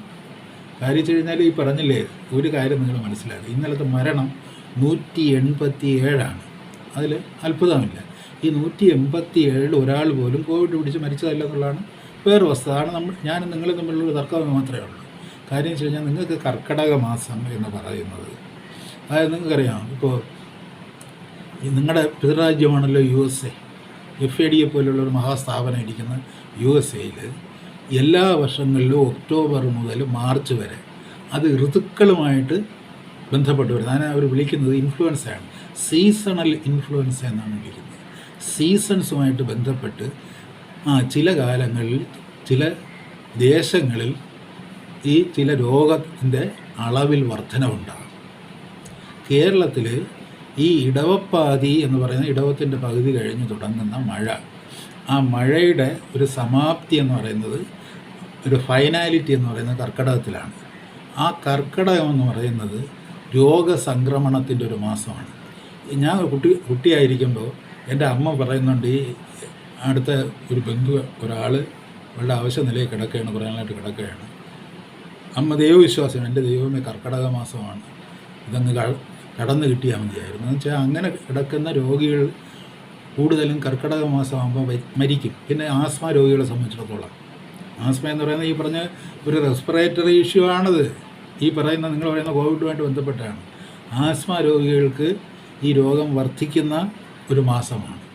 പലതരത്തിലുള്ള സാംക്രമിക രോഗങ്ങളും ഉണ്ടാകുന്ന മാസമാണ്. രോഗാതുരമായൊരു മാസമാണ്. ഈ കർക്കിടക കഞ്ഞി എന്ന് പറയുന്ന ഒരു മെഡിസിനൽ ആയിട്ടുള്ള ഒരു ട്രീറ്റ്മെൻറ്റാണ്. ഈ അധ്യാത്മ രാമായണം എടുത്ത് വായിക്കുന്നത് സാധാരണ ആളുകൾ മരിക്കുമ്പോഴാണ്. ഇത് മരണത്തെ പ്രതിരോധിക്കുന്ന ഒരു മുൻകരുതൽ പോലെയുള്ള ഒരു മാനസിക പ്രവർത്തനമാണ് അധ്യാത്മരാമായണം വായന എന്ന് പറയുന്നത്. അതിൻ്റെ സാഹിത്യത്തെക്കുറിച്ചോ അതിൻ്റെ പ്രകൃതത്തെക്കുറിച്ചോ അല്ല. എന്തുകൊണ്ടാണ് നമ്മൾ അങ്ങനെ ചെയ്യുന്നതെന്ന് പറഞ്ഞു കഴിഞ്ഞാൽ, ഈ മാനസികമായിട്ട് നമ്മൾ ഒരു ആത്മവിശ്വാസം വീണ്ടെടുക്കുന്ന, അതിൽ ഒരു രോഗത്തിൻ്റെ കാലമാണ്, രോഗത്തിൻ്റെ മാസമാണ് കർക്കിടകം. നിങ്ങൾ പഴയ കണക്കുകളൊക്കെ എടുത്ത് നോക്ക്. ഈ കർക്കിടക മാസം, പഞ്ഞക്കർക്കിടകം എന്ന് പറയുന്ന കർക്കിടക മാസത്തിൽ മരണത്തിൻ്റെ തോത് സാമാന്യേന കൂടുതലായിരിക്കും. ഇപ്പോൾ ഒക്ടോബർ മുതൽ മാർച്ച് വരെ അവിടെ പറഞ്ഞില്ലേ US വന്നിട്ട് 75,000 പേര് വരെ മരിക്കുന്നുണ്ട് ഈ ഒരു ഘട്ടത്തിനുള്ളിൽ. അതിൽ ഡിസംബറിൽ അതിൻ്റെ പീക്കാണ്. അത് കഴിഞ്ഞിട്ട് അത് റിസീഡ് ചെയ്ത് തുടങ്ങും. അത് ഫെബ്രുവരി മാർച്ച് ആകുമ്പോഴത്തേക്ക് അത് ഡിസപ്പിയർ ചെയ്യും. അതാണ് അവിടുത്തെ സീസണൽ ഇൻഫ്ലുവൻസയെക്കുറിച്ച് പറയുന്നത്. അതായത് ഈ ഋതുക്കളും നമ്മൾ പറഞ്ഞില്ലേ, ഇപ്പോൾ ചന്ദ്രയാനവും സൂര്യയാനവും ഋതുക്കളുമായിട്ടൊക്കെ ബന്ധപ്പെട്ട് ആ ഋതുഭേദങ്ങൾ, ഇപ്പോൾ പത്മരാജൻ പറയുന്ന പോലെ ഋതുഭേദങ്ങളുടെ പാരിതോഷികം പോലെ ചില മാസങ്ങൾ നമുക്ക് ഒരു രോഗാതുരത്വത്തിൻ്റേതായിട്ടുള്ള മാസങ്ങളായിട്ട് മാറാറുണ്ട്. അങ്ങനെയുള്ളൊരു മാസമാണ് കർക്കിടക മാസം. ജൂലൈ മാസം അങ്ങനെയുള്ളതാണ്. ഓഗസ്റ്റ് മാസം അങ്ങനെയുള്ളതാണ്. മഴക്കാലം അങ്ങനെയുള്ള ആണ്. മഴക്കാല രോഗങ്ങൾ ഉണ്ടാകുന്ന കാലമാണ്. അതിൻ്റെയൊക്കെ ഒരു പരിസമാപ്തിയാണ് കർക്കിടകം എന്ന് പറയുന്നത്. കർക്കിടക വാവ് തന്നെ ഇപ്പോൾ ഈ പറയുന്ന പോലെ പണ്ട് ബുദ്ധിദോഷികളെ കൂട്ടക്കൊല ചെയ്തതിന് പ്രായച്ചിത്തത്തിന് വേണ്ടിയാണെങ്കിൽ പോലും ഈ മരണം എന്ന് പറയുന്നൊരു ബോധം അവസാന മാസം എന്നുള്ളത് കൊണ്ട് മാത്രമല്ല, മരണം ചുറ്റിക്കറങ്ങുന്നു എന്നുള്ളൊരു ബോധം നമ്മുടെ ഉള്ളത് കൊണ്ടാണ് നമ്മൾ പിതൃക്കൾക്ക് ബലിയിട്ടിട്ട് നമ്മുടെ ഒരു ആത്മരക്ഷയാണ് നമ്മൾ അപേക്ഷിക്കുന്നത്. അതാണ് അതിൻ്റെ മനഃശാസ്ത്രം, സാമൂഹിക മനഃശാസ്ത്രം അതാണ്. അപ്പോൾ അങ്ങനെ ഒരു മാസത്തിൽ മരണങ്ങളുടെ എണ്ണം കൂടി വരും. ഒരു ജൂലൈ ഈ പറയുന്ന ഇടവം, മിഥുനം, കർക്കടകം എന്ന് പറയുന്നത് ചിലപ്പോൾ ജൂലൈ, ആഗസ്റ്റ്, സെപ്റ്റംബർ അങ്ങനെ നീണ്ടുപോകുന്ന 3 മാസങ്ങളാണ്. ഈ 3 മാസങ്ങളിൽ സെപ്റ്റംബർ ആകുമ്പോഴത്തേക്ക്, ആഗസ്റ്റ് അവസാന സെപ്റ്റംബറൊക്കെ ആകുമ്പോഴത്തേക്ക് ചിങ്ങമാവും. ചിങ്ങത്തിൻ്റെ നിലാവും വെളിച്ചവും ഒക്കെ കാണുന്നത് വരെ, നമ്മുടെ ഈ പറഞ്ഞില്ലേ കൊയ്ത്തുത്സവത്തിൻ്റെ കാലം വരെ നമ്മൾ ഒരു മരണവുമായി പ്രതിപ്രവർത്തിച്ചുകൊണ്ടിരിക്കുന്നൊരു കാലമാണ്. ആ കാലത്ത് മരണം കൂടുതലായിരിക്കും. മരണത്തെ ഉപരോധിക്കാൻ വേണ്ടിയാണ് കർക്കിടക കഞ്ഞി, അധ്യാത്മ രാമായണവും എല്ലാം നമ്മൾ കൊണ്ടുവന്നിരിക്കുന്നത്. രാമായണ പാരായണം കൊണ്ടുവന്നിരിക്കുന്നതൊക്കെ അതിനു വേണ്ടിയാണ് എന്നുള്ള ഈ നമ്മുടെ ഈ മലയാളത്തിൻ്റെ മലയാണ്മയുടെ ചരിത്രവുമായിട്ട് ബന്ധപ്പെട്ട് കാര്യങ്ങൾ മനസ്സിലാക്കും. നമ്മുടെ ഓരോന്നിനും ഒരു ചില പ്രാദേശികമായ സവിശേഷതകളുണ്ട്. അത് മനസ്സിലാക്കണം. അത് മനസ്സിലാക്കിയിട്ട് വേണം നിങ്ങൾ ഇപ്പോൾ രോഗം കൂടുമ്പോഴത്തേക്ക് ഇതെല്ലാം ഡെൽറ്റ വേരിയൻ്റാണ്. ഡെൽറ്റ വേരിയൻ്റ് വന്നുകൊണ്ടാണ് ഈ മാസങ്ങളിൽ കൂടുതലായിട്ട് ഇത് വരുന്നത്. അതൊരു പീക്കിലോട്ട് പോകുന്നത് ഡെൽറ്റ വേരിയൻ്റ് വന്നുകൊണ്ടാണ്. അതൊന്നും കയറി പറഞ്ഞു കളയരുത്. വേറെ പ്രാദേശികമായിട്ടുള്ള കാരണങ്ങളാണ് ഉള്ളത്. അത് വളരെ പ്രധാനപ്പെട്ട ഒരു കാര്യമാണ്. അത് മനസ്സിലാക്കാതെ എല്ലാം ഡെൽറ്റ വേരിയൻ്റ് ആണെന്നും പറഞ്ഞ് നിങ്ങൾ പറയരുത്. പിന്നെ എനിക്ക് പറയാനുള്ളതെന്ന് പറഞ്ഞു കഴിഞ്ഞാൽ ഇന്ത്യൻ എക്സ്പ്രസ്സിൽ പറയുന്ന രണ്ട് കാര്യങ്ങളാണ്. ഇന്നിപ്പോൾ സമയം തീരെ തികയില്ലെന്ന് എനിക്ക് തോന്നുന്നത്. ഈ പറയുന്ന കാര്യങ്ങൾ മുഴുവൻ പറയാൻ ഒക്കില്ല. ഇന്ത്യൻ എക്സ്പ്രസ്സിൽ ഒരു കാര്യം ഞാൻ പറയില്ല, അല്ല ഇന്ത്യൻ എക്സ്പ്രസ്സിലല്ല, ഇന്നത്തെ ഹിന്ദുവിൽ ഒരു വളരെ ഇതായിട്ട് ഒരു ജേർണലിസ്റ്റിക് റിപ്പോർട്ടാണ്. ഞാൻ അതെല്ലാം പരമമായ സത്യങ്ങളെന്നുള്ള തരത്തിലല്ല. എന്നാലും ഇവിടെ ഒരു ICMR ഇവിടെ വന്നിട്ട് നിങ്ങൾ ആരും ശ്രദ്ധിക്കാത്ത അല്ലെങ്കിൽ ശ്രദ്ധിച്ചിട്ട് വീങ്ങി കളഞ്ഞൊരു കാര്യവും ഞാൻ അന്നേരം എടുത്തു പറഞ്ഞതുമായൊരു കാര്യമാണ്. അതിനെപ്പറ്റി ഇന്നൊരു വളരെ വിശദമായൊരു റിപ്പോർട്ട് ഇതിൽ ഹിന്ദുവിൽ വന്നിട്ടുണ്ട്. അതിൽ പാൻഡമിക് ഫാറ്റീഗ് എന്ന് പറയുന്ന ഇതാണ്. അതായത് ഈ പാൻഡമിക്കിനെ നേരിട്ട് നമ്മളതിനെ ട്രേസ് ചെയ്യാൻ പോയി, അതിനെ കോൺട്രാക്ട് ചെയ്യാൻ പോയി നമ്മളൊക്കെ തളർന്നു. പണ്ടത്തെ പോലെ ആൾ വലിയ ആവേശത്തോടുകൂടി ഈ പറഞ്ഞില്ലേ മറ്റേ കിച്ചനും ഇതൊന്നും പറഞ്ഞൊന്നും വരില്ല. അതൊന്നും എല്ലാ കാലവും നിലനിൽക്കുന്ന സമ്പ്രദായങ്ങളല്ല എന്ന് ഇതിൻ്റെ ആരോഗ്യ പ്രവർത്തകർ പറഞ്ഞു എന്നുള്ളതാണ് റിപ്പോർട്ട്. പഴയ പോലെ അങ്ങനെയുള്ളൊരു പ്രതിരോധമൊന്നും ഇവിടെ ഇല്ല. പിന്നെ അവർ പറയുന്ന ഈ വന്നവരുടെ ഇതാണ്. അതായത് a team from the National Center for Disease Control has come down heavily on the state for its failure to implement home isolation and care effectively. അതായത് ഹോം ഐസൊലേഷൻ ശരിക്കും നടത്തിയിട്ടില്ല എന്നാണ് അവരുടെ ഒരു ആക്ഷേപം. ഹോം ഐസൊലേഷൻ എന്ന് വെച്ച് കഴിഞ്ഞാൽ ഇവരാളുകളെല്ലാം ഇത് രോഗമുണ്ടെന്ന് പറയുന്നതുകൊണ്ടാണ് ഹോം ഐസൊലേഷൻ വേണമെന്ന് പറയുന്നത്. അവരുടെ ചൂട് പിടിച്ചിട്ട് പറയുന്നതാണ്. അത് ഇഫക്റ്റീവായിട്ട് നടത്തിയിട്ടില്ല. For poor and inadequate contact tracing. Poor and inadequate contact tracing എന്ന് വെച്ചാൽ കോൺടാക്റ്റിലൂടെ പകർന്നത് ട്രേസ് ചെയ്യാൻ പറ്റിയിട്ടില്ല. രോഗം ഉണ്ടെങ്കിലല്ലേ കോൺടാക്റ്റിൽ കൂടെ പകരും. അതുകൊണ്ട് അത് ചെയ്യാനും പറ്റിയിട്ടില്ല. പണ്ട് നമ്മളിവിടെ ലാവിഷായിട്ട് ഇതൊക്കെ ചെയ്തുകൊണ്ട് വേറെ ജോലിയൊന്നും ഇല്ലായിരുന്നപ്പോഴത്തേക്കും ഒരാളെ മലപ്പുറം നിന്ന് തിരുവനന്തപുരം വരെ സഞ്ചരിച്ച അതിൻ്റെ റൂട്ട് മാപ്പ്, പോകുന്നവരുടെയൊക്കെ റൂട്ട് മാപ്പൊക്കെ തയ്യാറാക്കുമായിരുന്നു. അതൊക്കെ എല്ലാ കാലത്തും നടക്കുന്ന കാര്യമൊന്നുമല്ല. അത് ചെയ്തിട്ടില്ല. ഇതാണ് രണ്ടാമത്തെ കുറ്റപ്പെടുത്തൽ. പിന്നെ and a low proportion of RT-PCR tests which it says have led to the current surge in infections.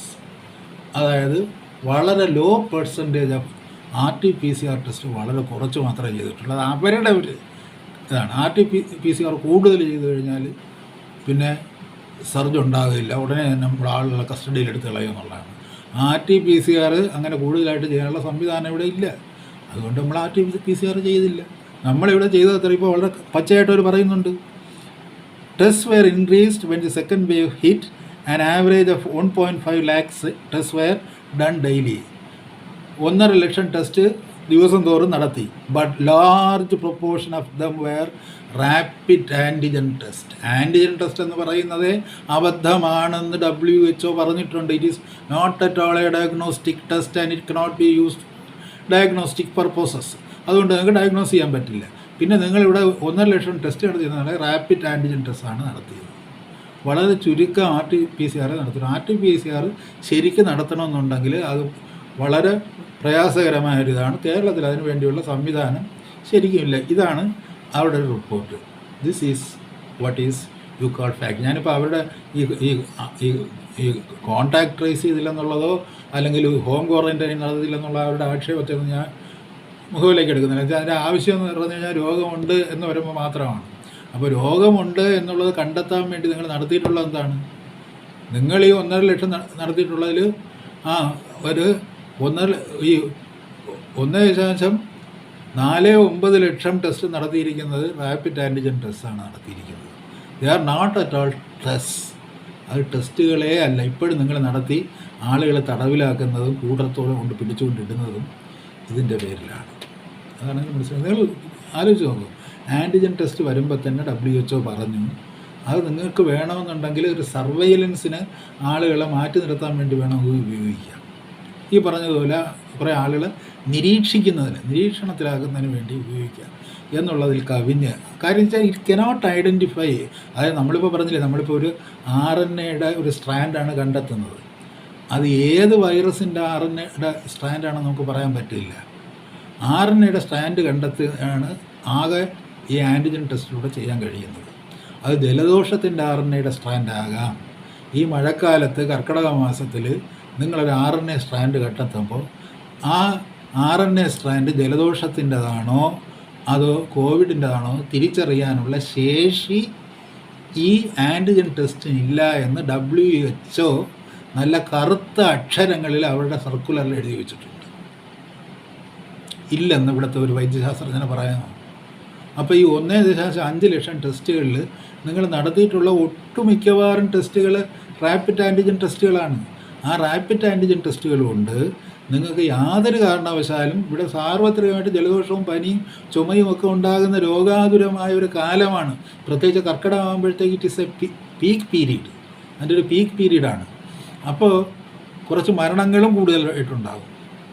അതൊക്കെ ഡെൽറ്റ വേരിയൻ്റ് കൊണ്ടാണ് ഉണ്ടായത് എന്നൊക്കെ നിങ്ങൾ കയറി പറഞ്ഞു കളഞ്ഞാൽ യഥാർത്ഥത്തിൽ അത് ഭയങ്കര കഷ്ടമാണ്. കാര്യം വെച്ച് കഴിഞ്ഞാൽ you have no test with you, no genuine test with you. അത് ഞാനല്ല പറയുന്നത്. ഇവിടെ ഇന്ത്യ ഗവൺമെൻറ്റിൻ്റെ ഇതിനേക്കാളുള്ള വേന്ദ്രന്മാരാണ്. അവരുടേതായിട്ടുള്ള കുറേ സിദ്ധാന്തങ്ങളുമായിട്ട് വരികയാണ്. വന്നിട്ട് അവർക്ക് തൃപ്തിയില്ല ഇവിടുത്തെ ടെസ്റ്റുകളിൽ. നിങ്ങൾ ഇത്രയധികം ടെസ്റ്റുകൾ 2 ലക്ഷം ടെസ്റ്റ് നടത്തിയതെന്ന് പറഞ്ഞ് എൻ്റെ പാവപ്പെട്ട ഈ മുണ്ടയിൽ വിജയ, നിങ്ങളൊരു പരമസാധുവാണെന്ന് എനിക്ക് തോന്നുന്നു. നിങ്ങളല്ലാതെ ആരെങ്കിലും ഇത്രയും അബദ്ധം ചെയ്യുമോ? ഒരു 2 ലക്ഷം ടെസ്റ്റ് എന്ന് പറഞ്ഞ് ടെസ്റ്റ് വർദ്ധിപ്പിക്കുമെന്നും പറഞ്ഞിട്ട് ഈ റാപ്പിഡ് ആൻറ്റിജൻ ടെസ്റ്റ് നടത്തി കഴിഞ്ഞാൽ ആളുകൾ നിങ്ങളെ കളിയാക്കില്ലേ? ഇതെന്താണെന്നറിയുന്നവർ നിങ്ങളെ കളിയാക്കില്ലേ? നിങ്ങൾ ആളുകളെ കളിയാക്കാൻ ശ്രമിച്ചപ്പോൾ നിങ്ങളാണ് അവകാശം. ഇപ്പോൾ അവർ വന്ന് പറഞ്ഞിരിക്കുന്നതാണ് ഇവിടെ നടത്തിയിരിക്കുന്ന അത്രയും റാപ്പിഡ് ആൻറ്റിജൻ ടെസ്റ്റാണ്. ഇവിടെ RT-PCR എത്ര ചെയ്തെന്ന് ചോദിച്ചപ്പോൾ നിങ്ങൾക്കൊരു കണക്ക്. RT-PCR ചെയ്യാൻ ബുദ്ധിമുട്ടാണ്. ഇവിടെ പറഞ്ഞില്ല ഒരു രാജീവ് ഗാന്ധി ബയോളജിയിലോ ആലപ്പുഴയോ ഇവിടെയൊക്കെ 2-3 ലാബ് മാത്രമേ നിങ്ങൾക്ക് അതിൽ ഡിപ്പെൻഡബിൾ ആയിട്ടുള്ളൂ. അവിടെയും അങ്ങനെ മെനക്കെട്ടിരുന്നത് ചെയ്യാനും അതിൽ ഒരു സയൻറ്റിഫിക് ഒബ്സർവേഷൻ നടത്താനും അസസ് ചെയ്യാനും വൈറൽ ലോഡ് കൃത്യമായിട്ട് നിർണ്ണയിക്കാനും ഒക്കെയുള്ള ഒരു സംവിധാനമൊന്നും നമുക്കിവിടെ ഇല്ല ഉണ്ടയിൽ വിജയ. ഇല്ലെന്ന് ഞാൻ തറപ്പിച്ച് പറയാണ്. ഇല്ലാത്തൊരു കാര്യം നമ്മൾ എന്തിനാണ് ഉണ്ടെന്ന് പറയും. നമുക്ക് ചെയ്യാൻ കഴിയുന്ന റാപ്പിഡ് ആൻറ്റിജൻ ടെസ്റ്റാണ്. അത് ചെയ്ത് കഴിഞ്ഞാൽ ആർക്കായാലും ഉണ്ടെങ്കിലും ഇല്ലെങ്കിലും ഒരുപോലെ തന്നെയാണ്. അത് ജലദോഷപ്പനിയാണോ ഈ കോവിഡാണോ എന്ന് നമുക്ക് തിരിച്ചറിയാൻ പറ്റില്ല. പിന്നെ ഈ പറഞ്ഞ പോലെ ഒരുപാട് മോർബിഡിറ്റി ഉള്ള ആളുകളാണ് നമ്മുടെ കയ്യിൽ വന്ന് വിടുന്നത്. നമ്മൾ അവരെ കൊണ്ടുപോയിട്ട് നമ്മൾ അവരെ കൊല്ലാൻ കൊടുക്കുന്നു. ആ കൊല്ലാൻ കൊടുക്കുന്നതിൻ്റെ വിവരം കൂടി ഞാൻ പറയാം. അത് പറയാതിരിക്കാൻ പറ്റില്ല. കാര്യം വെച്ച് കഴിഞ്ഞാൽ നിങ്ങൾ ഇന്നലെ വരെ കൊടുത്തിരുന്നത് പറഞ്ഞില്ലേ, ഇപ്പോൾ അസിത്രോമൈസിൻ കൊടുത്തു കഴിഞ്ഞാൽ നിങ്ങൾക്ക് ഈ പറഞ്ഞ ഇൻഫെക്ഷൻ ആണെന്നുണ്ടെങ്കിൽ മനസ്സിലാവും. പിന്നെ വേറൊരു കാര്യം കൂടി അവർ പറയുന്നുണ്ട്. ഇപ്പം മലപ്പുറത്ത് എന്തുകൊണ്ട് ഇത് വർദ്ധിക്കുന്നു എന്നുള്ളതിനെ പറ്റി KGMO ചില വിശദീകരണങ്ങൾ കൊടുക്കുന്നുണ്ട്. Population wise Malappuram is 5 times the size of Wayanad. അത് പോട്ടെ, പത്തനംതിട്ട അതൊക്കെ പോട്ടെ, അവിടുത്തെ സൗകര്യങ്ങൾ കുറവാണ്. KGMO study before the COVID-19 outbreak. COVID-19 outbreak വരുന്നതിന് മുമ്പ് മലപ്പുറത്ത് KGMO ഒരു പഠനം നടത്തിയപ്പോഴത്തേക്ക് found that Malappuram was responsible for 1/5 of states infant mortality. അതായത് കേരളത്തിൽ നടക്കുന്ന ശിശുമരണങ്ങളുടെ 1/5 മലപ്പുറം ജില്ലയിലാണ് നടക്കുന്നതെന്ന് ഈ കോവിഡ് വരുന്നതിന് മുമ്പ് KGMO നടത്തിയ ഒരു പഠനത്തിൽ പറയുന്നുണ്ട്. മോർട്ടാലിറ്റിയുടെ ഒരു റേറ്റാണ് ഇൻഫൻറ്റ് മോർട്ടാലിറ്റി. അതും കോവിഡുമായിട്ട് യാതൊരു ബന്ധമില്ലേ? 1/5 കേരളത്തിൽ നടക്കുന്ന 1/5 ശിശുമരണങ്ങൾ മലപ്പുറം ജില്ലയിലാണ്. And 1/4 of maternal mortality.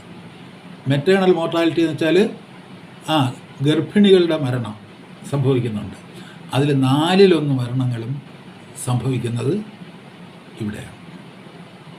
ഗർഭവതികളായ സ്ത്രീകൾ പ്രസവത്തിൽ മരിക്കുന്ന അതിൽ 4/1 മരണങ്ങളും മലപ്പുറത്താണ് സംഭവിച്ചുകൊണ്ടിരുന്നത്. കോവിഡ് വരുന്നതിന് മുമ്പ്. കാര്യം വെച്ച് കഴിഞ്ഞാൽ ഇവിടുത്തെ mortality rate is high when compared to other districts even before COVID. ഇപ്പോൾ നിങ്ങൾ കോവിഡ് ഈ ഒരുപാട് മോർബിഡിറ്റി ഉണ്ട് ഇവിടെ. മോർബിഡിറ്റി എന്ന് വെച്ചാൽ ഈ കോവിഡിൻ്റെ മോർബിഡിറ്റി അല്ല, morbidity other and COVID is already there. അതിൻ്റെയൊക്കെ റേറ്റ് വളരെ ഹൈ ആണ് മലപ്പുറത്ത് പണ്ട് മുതലേ. അവിടെ ഒരു മുസ്ലിം ലീഗ് ഉണ്ടായെന്ന് പറഞ്ഞൊരു പ്രയോജനമില്ല. ആ പാർട്ടി പിരിച്ചു വിട്ടിട്ട് ഒരു സെക്കുലർ പാർട്ടി ആവണം, എന്നാലേ ആ പ്രദേശം രക്ഷപ്പെടൂ, അല്ലെങ്കിൽ രക്ഷപ്പെടുന്നില്ല.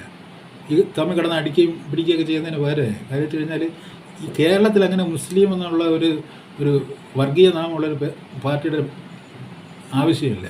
കാര്യം മുസ്ലിങ്ങൾ ആൾറെഡി അവർക്ക് അവരെ തന്നെ പ്രൊട്ടക്റ്റ് ചെയ്യാൻ അറിയാം. അവർ മറ്റുള്ളവരുമായിട്ട് ചേർന്ന് പ്രവർത്തിച്ചോളൂ. ഒരു സെക്കുലർ പാർട്ടി പറഞ്ഞ് അതിൻ്റെ പേര് മാറ്റിയിട്ട് അത് വേറെ നല്ല രീതിയിൽ പ്രവർത്തിക്കാൻ നോക്കുക, അതാ നല്ലത്. അല്ലാതെ ആരുടെയെങ്കിലും കക്ഷത്ത് മുസ്ലിമിൻ്റെ പേരും പറഞ്ഞുകൊണ്ട് നടക്കാനുള്ളതല്ല. ഈ മുസ്ലിം കമ്മ്യൂണിറ്റിയിലാണ് ഈ നാശം മുഴുവൻ ഉണ്ടായിക്കൊണ്ടിരിക്കുന്നത്. ഈ രോഗാതുരമായ ഒരു ജില്ല എന്ന് പറയുന്നത് മലപ്പുറം ജില്ലയാണ്.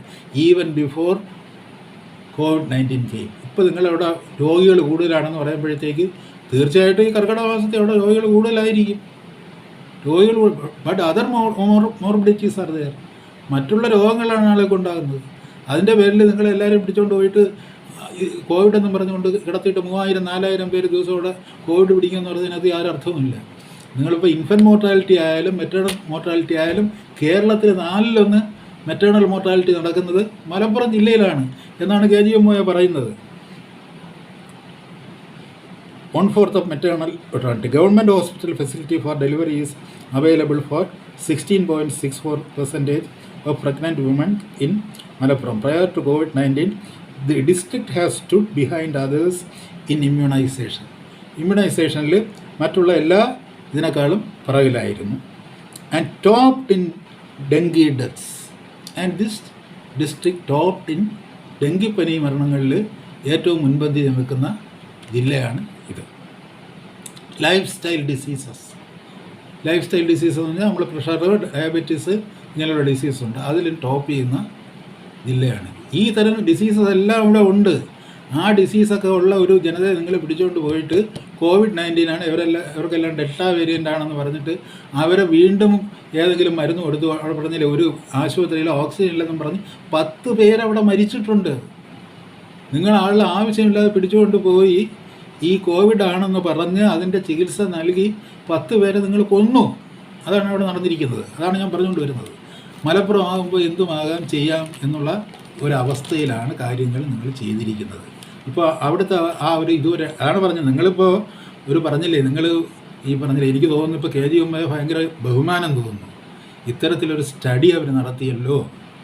ഒരു ഡിസ്ട്രിക്ട് വൈസ് ആയിട്ടൊരു സ്റ്റഡി നടത്തിയിട്ട് ഏത് ജില്ലയിലാണ് ഏറ്റവും കൂടുതൽ രോഗങ്ങൾ ഉണ്ടായിട്ടുള്ളത്, ഏറ്റവും കൂടുതൽ മോർട്ടാലിറ്റി കോവിഡ് വരുന്നതിന് മുമ്പ് ഉണ്ടായിട്ടുള്ളത്, ഡെങ്കിപ്പനി വന്നു കഴിഞ്ഞാലും lifestyle diseases, diabetes, pressure, ഹാർട്ടിൻ്റെ ഇതൊക്കെ നമ്മുടെ ലൈഫ് സ്റ്റൈലുമായിട്ട് ബന്ധപ്പെട്ട് വരുന്ന ഡിസീസ്, അതെല്ലാം ടോപ്പ് ചെയ്യുന്നത് മുൻപന്തി നിൽക്കുന്നത് മലപ്പുറം ജില്ലയാണ്.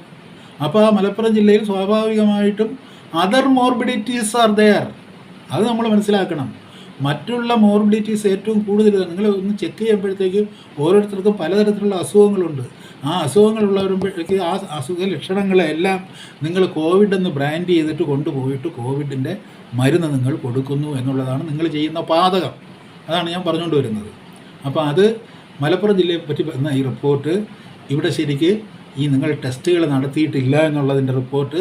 അതുകൊണ്ട് ടെസ്റ്റുകളുടെ അടിസ്ഥാനത്തിൽ മലപ്പുറത്ത് ആണിനെ പിടിച്ചുകൊണ്ട് പോയി ഇങ്ങനെ ക്രൂശിക്കുന്ന സമ്പ്രദായം നിങ്ങൾ അവർക്ക് എന്തൊക്കെയാണ് കൊടുത്തിരുന്നത്.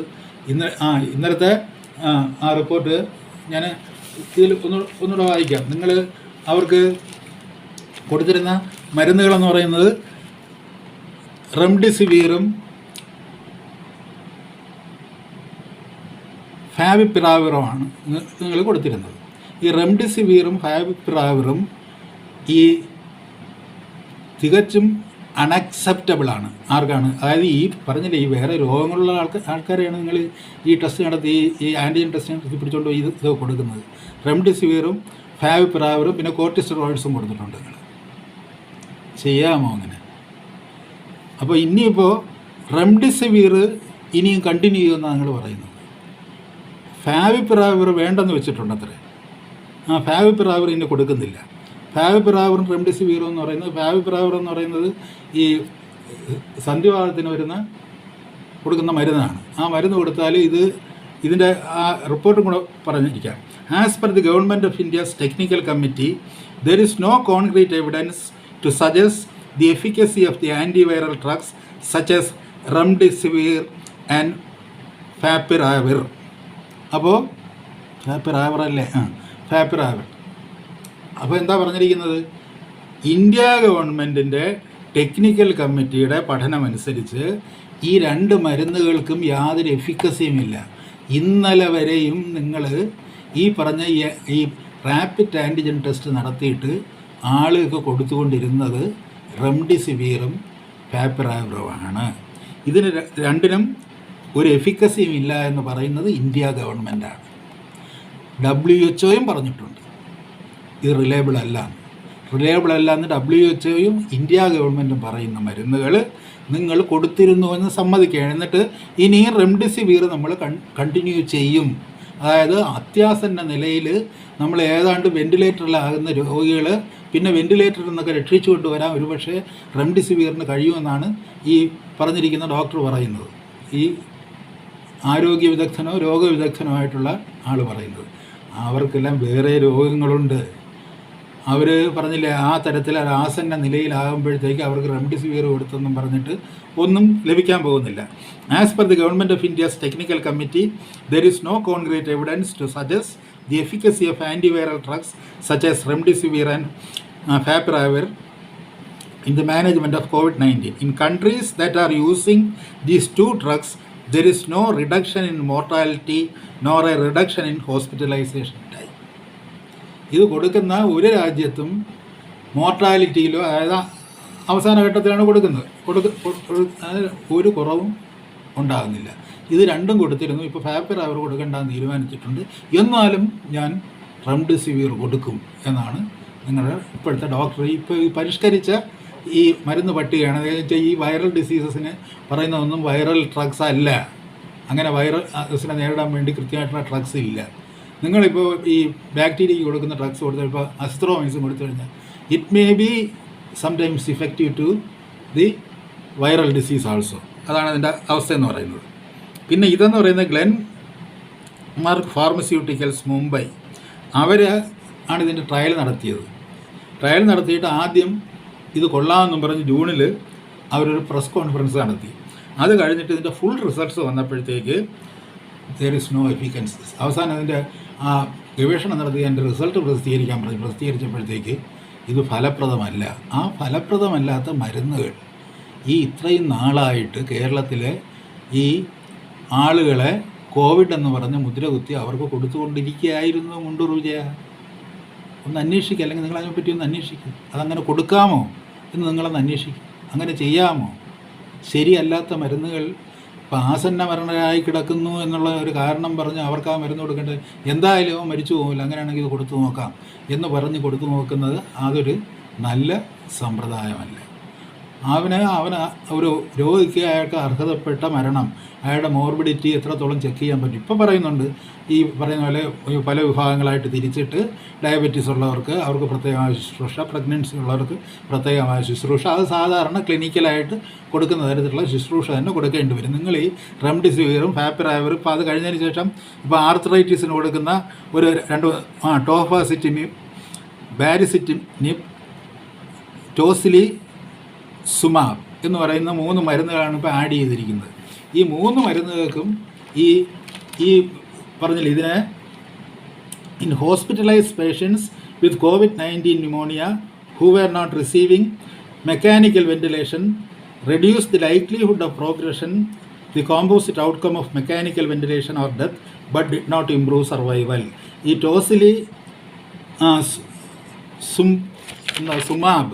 ടോസിലി സുമാബ് എന്ന് പറയുന്നൊരു മരുന്നാണ് പുതുതായിട്ട് കൊടുക്കാൻ പോകുമെന്ന് പറഞ്ഞത്. അതിനെപ്പറ്റിയാണ് പറഞ്ഞിരിക്കുന്നത്. അത് ഒരു കാരണവശാലും ഈ പറഞ്ഞതുപോലെ but did not improve survival നിരക്കിനെ യാതൊരു തരത്തിലും ഇമ്പ്രൂവ് ചെയ്യാത്ത, അത്യാസന്ന നിലയിലാകുമ്പോൾ കൊടുക്കുന്ന കുറേ മരുന്നുകളുടെ പേരുകളൊക്കെ വിളിച്ചു പറഞ്ഞിട്ട് ഇയാൾ ആളുകൾ വിരട്ടാതിരിക്കണമായിരുന്നു. കാര്യം വെച്ച് കഴിഞ്ഞാൽ അത് ഒരു കാരണവശാലും എവിടെയും അതിൻ്റെ ഈ സർവൈവൽ റേറ്റ് വർദ്ധിപ്പിച്ചിട്ടില്ല. പിന്നെ ഈ പറഞ്ഞതുപോലെ ഹോസ്പിറ്റലൈസേഷൻ ഒന്ന് എക്സ്റ്റെൻഡ് ചെയ്ത് പോകാനോ അല്ലെങ്കിൽ ആ തരത്തിൽ അതിൻ്റെ അത് റെഡ്യൂസ് ചെയ്തിട്ട് പെട്ടെന്ന് മരണം ഉണ്ടാക്കാനോ ഒക്കെ ഇത് സഹായിച്ചെന്നിരിക്കും. ഇതൊക്കെ പറഞ്ഞില്ലേ. അതുപോലെ തന്നെ ബാരിസിറ്റിനിബ് എന്ന് പറയുന്നതും ഈ മറ്റേ അതിനോടൊപ്പം കൊടുക്കുന്ന ബാരിസിറ്റിനിബും ടോഫാസിറ്റിനിബും ഇത് രണ്ടും സന്ധിവാതത്തിന് കൊടുക്കുന്ന മരുന്നുകളാണ്. ഈ സന്ധിവാതത്തിന് കൊടുക്കുന്ന മരുന്നുകൾ ഇൻഫ്ലമേഷൻ റെഡ്യൂസ് ചെയ്യുമെന്നുള്ളതല്ലാതെ ഇതൊന്നും ഡയറക്റ്റായിട്ട് ആൻറ്റിവൈറൽ ഡ്രഗ്സ് ഒന്നും അല്ല. ഇത് വേണ്ടാത്ത മരുന്നുകളിലെ കൂടുതൽ മരുന്നുകൾ അങ്ങ് വാരിക്കോരി കൊടുത്ത് മരുന്നുകളൊന്നും ഇല്ലാത്തതുകൊണ്ട് കിട്ടാത്ത വേറെ എവിടെ നിന്നെങ്കിലും കിട്ടുന്ന ഏതെങ്കിലുമൊക്കെ മരുന്നുകളും കോർട്ടിസ്റ്റെറോയിഡ്സും ഒക്കെ നിങ്ങൾ വാരിക്കോരി കൊടുക്കുമ്പോൾ നിങ്ങൾ ആദ്യം മനസ്സിലാക്കേണ്ടത് ഇത് ഡെൽറ്റ വേരിയൻ്റ് ഒന്നും അല്ല. ഇവിടെ മലപ്പുറത്ത് ഇത്രയും കാലമായിട്ട് ആളുകൾ കൂടുതലായിട്ട് മരിച്ചുകൊണ്ടിരുന്നത്, അതായത് ഇൻഫൻറ്റ് മോർട്ടാലിറ്റിയുടെ കാര്യത്തിൽ, മെറ്റേണൽ മോർട്ടാലിറ്റിയുടെ കാര്യത്തിൽ, ഡെങ്കിപ്പനിയുടെ കാര്യത്തിൽ, ലൈഫ് സ്റ്റൈൽ ഡിസീസസിൻ്റെ കാര്യത്തിൽ കോവിഡ് വരുന്നതിന് മുമ്പ് തന്നെ മലപ്പുറം മുന്നിൽ നിന്നത് ഈ മരുന്നുകളൊന്നും കിട്ടായിരുന്നുണ്ടല്ല. അവർക്ക് ആ തരത്തിലുള്ള അസുഖങ്ങളാണ് ഇപ്പോഴും ഉണ്ടായിരിക്കുന്നത്. അത് ഡെൽറ്റ വേരിയൻറ്റിൻ്റെ ഡിസീസസ് ഒന്നുമില്ല. അതുകൊണ്ട് അവർക്ക് നിങ്ങൾ ഈ മരുന്നുകളെല്ലാം കൂടെ കൊടുത്ത് വീണ്ടും അവരെ കൊല്ലരുത്. അതാണ് പറയാനുള്ളത്. ഇന്നിപ്പോൾ ഇതെല്ലാം കൂടെ വിളിച്ചു പറയുമ്പോഴത്തേക്ക് നിങ്ങളുടെ ഈ പറഞ്ഞില്ലേ ഒരു യു ഷുഡ് ബി കോഷ്യസ്, ജാഗ്രത വേണമെന്ന് പറയുകയാണ്. ഇവിടെ ഒരു പകർച്ചപ്പനി അല്ലാതെ വേറെ യാതൊന്നും സംഭവിച്ചിട്ടില്ല. നിങ്ങൾ ഈ ആവശ്യമില്ലാത്ത മരുന്ന് കൊടുത്തും ആവശ്യമില്ലാത്ത ജാഗ്രത കാണിച്ചും ഇപ്പോൾ മലപ്പുറത്ത് എന്തുകൊണ്ട് ഇപ്പോൾ ആദ്യം തന്നെ ഞാൻ ആലോചിക്കുന്നു, ഞാൻ അതിനെപ്പറ്റി പരാതിയും പറഞ്ഞിരുന്നു. ഒരു പ്രത്യേക ജനവിഭാഗം താമസിക്കുന്ന ഒരു കൂടുതലായുള്ള ഒരു ഇത് വരുമ്പോഴത്തേക്ക് സ്വാഭാവികമായിട്ട് സംശയിക്കും ഇതിനകത്ത് എന്തെങ്കിലും ഇളവുകളാണ്. ഇപ്പോഴാണ് ഈ പ്രസ് റിലീസ് പുറത്ത് വരുമ്പോഴാണ്, KGMയുടെ റിലീസ് വരുമ്പോഴാണ് കാര്യം മനസ്സിലാകുന്നത്. എന്താണ് കേരളത്തിൽ ഏറ്റവും കൂടുതൽ രോഗമരണങ്ങൾ ഉണ്ടായിക്കൊണ്ടിരിക്കുന്ന ജില്ലയാണ് മലപ്പുറം ജില്ല. അവിടെ ഇച്ചിരി ജനസംഖ്യ കൂടുതലാണ്, അതിനാനുപാതികമായിട്ട് മരണങ്ങൾ കൂടുതലാണ്, രോഗങ്ങൾ കൂടുതലാണ്, ലൈഫ് സ്റ്റൈൽ ഡിസീസസ് കൂടുതലാണ്, അതുകൊണ്ടുള്ള മരണങ്ങൾ കൂടുതലാണ്. ഇപ്പോൾ ഡയബറ്റീസ് എന്ന് പറഞ്ഞു കഴിഞ്ഞാൽ എല്ലാത്തിനെയും കടന്നു പിടിക്കുന്ന ഒരു രോഗമാണ്. ഏത് ഓർഗനെയും അത് പലതരത്തിൽ ടച്ച് ചെയ്തു പോകും അല്ലെങ്കിൽ ആക്രമിക്കുമെന്നിരിക്കും. അപ്പോൾ എന്നാൽ സാർവത്രികമായിട്ടുള്ള രോഗമാണ്. അതുപോലെ ഒരുപാട് ലൈഫ് സ്റ്റൈൽ ഡിസീസസ് ഉണ്ട്. നമ്മുടെ ജീവിതശൈലി രോഗങ്ങളെന്ന് പറയുന്ന ഒരുപാട് രോഗങ്ങളുണ്ട്. ഇപ്പോൾ പ്രഷറിൻ്റെ കാര്യം പറയുകയാണെന്നുണ്ടെങ്കിൽ അതൊരു ജീവിതശൈലി രോഗമാണെന്ന് നമുക്ക് സുഖമായിട്ട് പറയാൻ പറ്റും. അതുമൂലമുള്ള മരണങ്ങളും ഏറ്റവും കൂടുതൽ നടക്കുന്നത് മലപ്പുറം ജില്ലയിലാണ്. അപ്പോൾ മലപ്പുറം ജില്ലയിൽ നിങ്ങൾ പരിശോധിക്കുമ്പോൾ ആൾക്ക് പലതരത്തിലുള്ള രോഗങ്ങളുള്ളവർക്ക് അവരുടെ അസ്വസ്ഥതകൾ കാണും. അതെല്ലാം ഡെൽറ്റ വേരിയൻറ്റ് കയറിയുണ്ടാണെന്ന് പറഞ്ഞ് എല്ലാവരും കൂടെ പിടിച്ചുകൊണ്ട് പോയിട്ട് നിങ്ങൾ ഈ റെംഡെസിവിറും കോർട്ടിസ്റ്റെറോയിഡും ഒക്കെ കൊടുത്തിട്ട് അവരുടെ ജീവൻ അപകടത്തിലാക്കരുത്. അതൊരു അഭ്യർത്ഥനയാണ്. നിങ്ങൾ കാണിക്കുന്ന മുഴുവൻ നെറുകേടാണ്. ഇയാളിപ്പോൾ ഇന്ന് ഈ ഇതിൽ കൊടുത്തിരിക്കുന്ന ഈ പ്രസ് റിലീസ് കാണുമ്പോഴാണ് ഈ ചെയ്തുകൊണ്ടിരിക്കുന്നത് എന്ത് മാരകമായ അബദ്ധമാണെന്ന് തിരിച്ചറിയുന്നത്. കുറേ പേരുകളൊക്കെ ഇങ്ങനെ ആളുകൾ കേട്ടിട്ടില്ലാതെ കുറേ ഡ്രഗ്സിൻ്റെ പേരുകൾ പറഞ്ഞുകൊണ്ടായില്ല.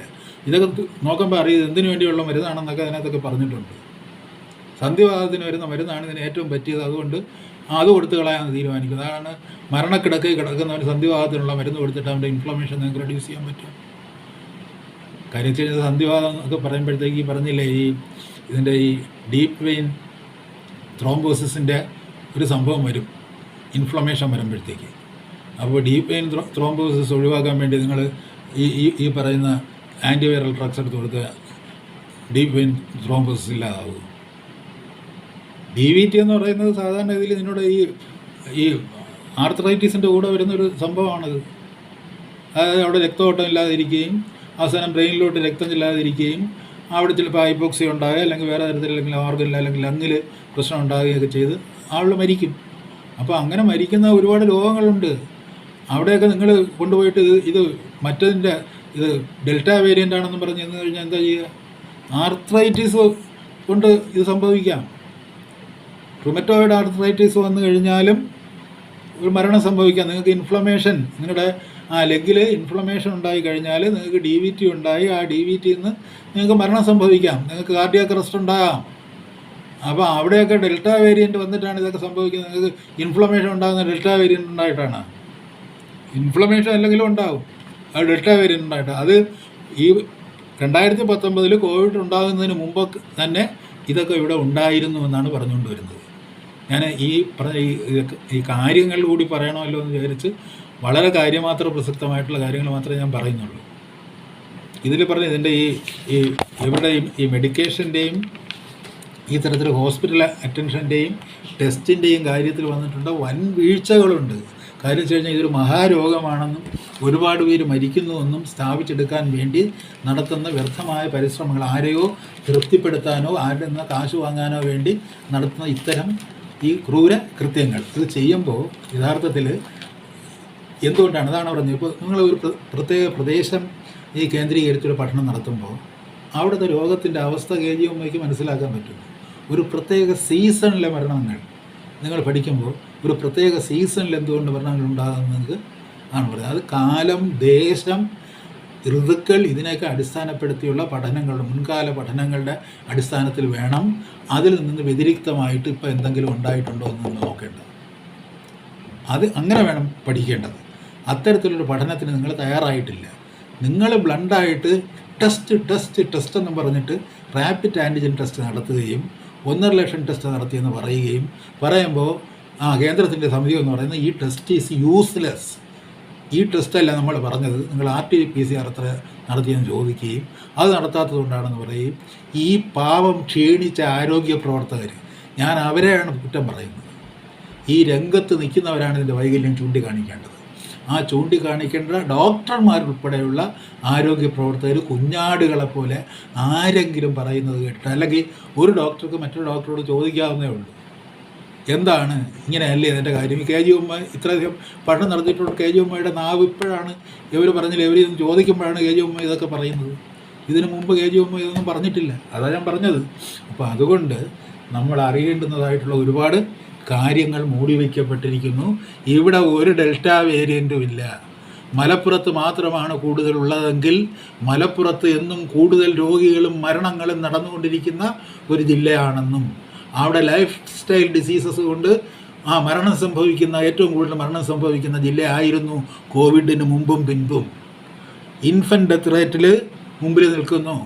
ഡെങ്കിപ്പനി ഏറ്റവും കൂടുതൽ ബാധിച്ച് മരിച്ചത് ആ ജില്ലയിലുള്ളവരാണ്. അങ്ങനെയാണ് കണക്കുകൾ പറയുന്നത് കോവിഡ് വരുന്നതിന് മുമ്പ്. അതുകൊണ്ട് ഇപ്പോഴും സ്വാഭാവികമായിട്ടും അവിടെ രോഗികളുടെ നിരക്ക് കൂടുതലായിരിക്കും. രോഗം ഉണ്ടാകുന്ന മരണം ഉണ്ടാകുന്നവരുടെ നിരക്ക് കൂടുതലായിരിക്കും. നിങ്ങൾ അതിനിടയ്ക്ക് ആവശ്യമില്ലാത്തൊരു വഴിയെ നടന്നു പോകുന്ന അസിംറ്റമാറ്റിക് ആയിട്ടുള്ള ആളുടെ കൂടെ ഒരു ടെസ്റ്റ് നടത്തി അവനെയും കൂടെ ആശുപത്രിയിലോ ഇവിടെ കൊണ്ട് തള്ളുകയോ അല്ലെങ്കിൽ വീട്ടിൽ തടവിലാക്കുകയോ ചെയ്യുമ്പോൾ തിങ്സ് വുഡ് വേഴ്സൺ. സ്ഥിതിഗതികൾ കൂടുതൽ വഷളായി തീർന്നിരിക്കുന്നു. അതിൽ നിന്ന് പിറകോട്ട് പോകാനും കുറേ കൂടി യുക്തിബോധത്തോടെ ശാസ്ത്രീയതയുടെ കാര്യങ്ങൾ കാണുവാനുമുള്ള ദയവ് ഇനിയെങ്കിലും ഉണ്ടാകണം എന്ന് അഭ്യർത്ഥിക്കുകയാണ്. അതുകൊണ്ട് നിങ്ങളുടെ ഈ പ്രഹസനം, ഈ റാപ്പിഡ് ആൻറ്റിജൻ ടെസ്റ്റ് എന്ന് പറയുന്ന ആ സമ്പ്രദായമെങ്കിലും ദയവികം നിർത്തിയിട്ട് നിങ്ങളെ കൊണ്ട് ദിവസം ഒരു 10 റാപ്പിഡ് ആൻറ്റിജൻ അല്ല RT-PCR ചെയ്തിട്ട് ആർക്കെങ്കിലും നിങ്ങൾക്ക് ഈ പറഞ്ഞതുപോലെ ഇതിൻ്റെ തന്നെ എന്ന് പറയുന്ന SARS-CoV-യുടെ അല്ലെങ്കിൽ ഡെൽറ്റ വേരിയൻറ്റിൻ്റെ തന്നെ ഒരു മൈക്രോബിനെ നിങ്ങൾക്ക് അതിൻ്റെ എന്തെങ്കിലും ഒരു സ്ട്രാൻഡിനെങ്കിലും എവിടെയെങ്കിലും കണ്ടെത്താൻ കഴിയുമെന്നുള്ള കാര്യം ഒരു സ്ഥലത്തെങ്കിലും കണ്ടെത്താൻ കഴിഞ്ഞിട്ടുണ്ടെന്നുള്ള കാര്യം അസർട്ടൈൻ ചെയ്യുക. അല്ലാതെ ചുമ്മാ ഈ തരത്തിലുള്ള പ്രഹസനങ്ങൾ ഇനി ആവർത്തിക്കരുത് എന്നുള്ള ഒരു അപേക്ഷയാണ് നടത്തുന്നത്.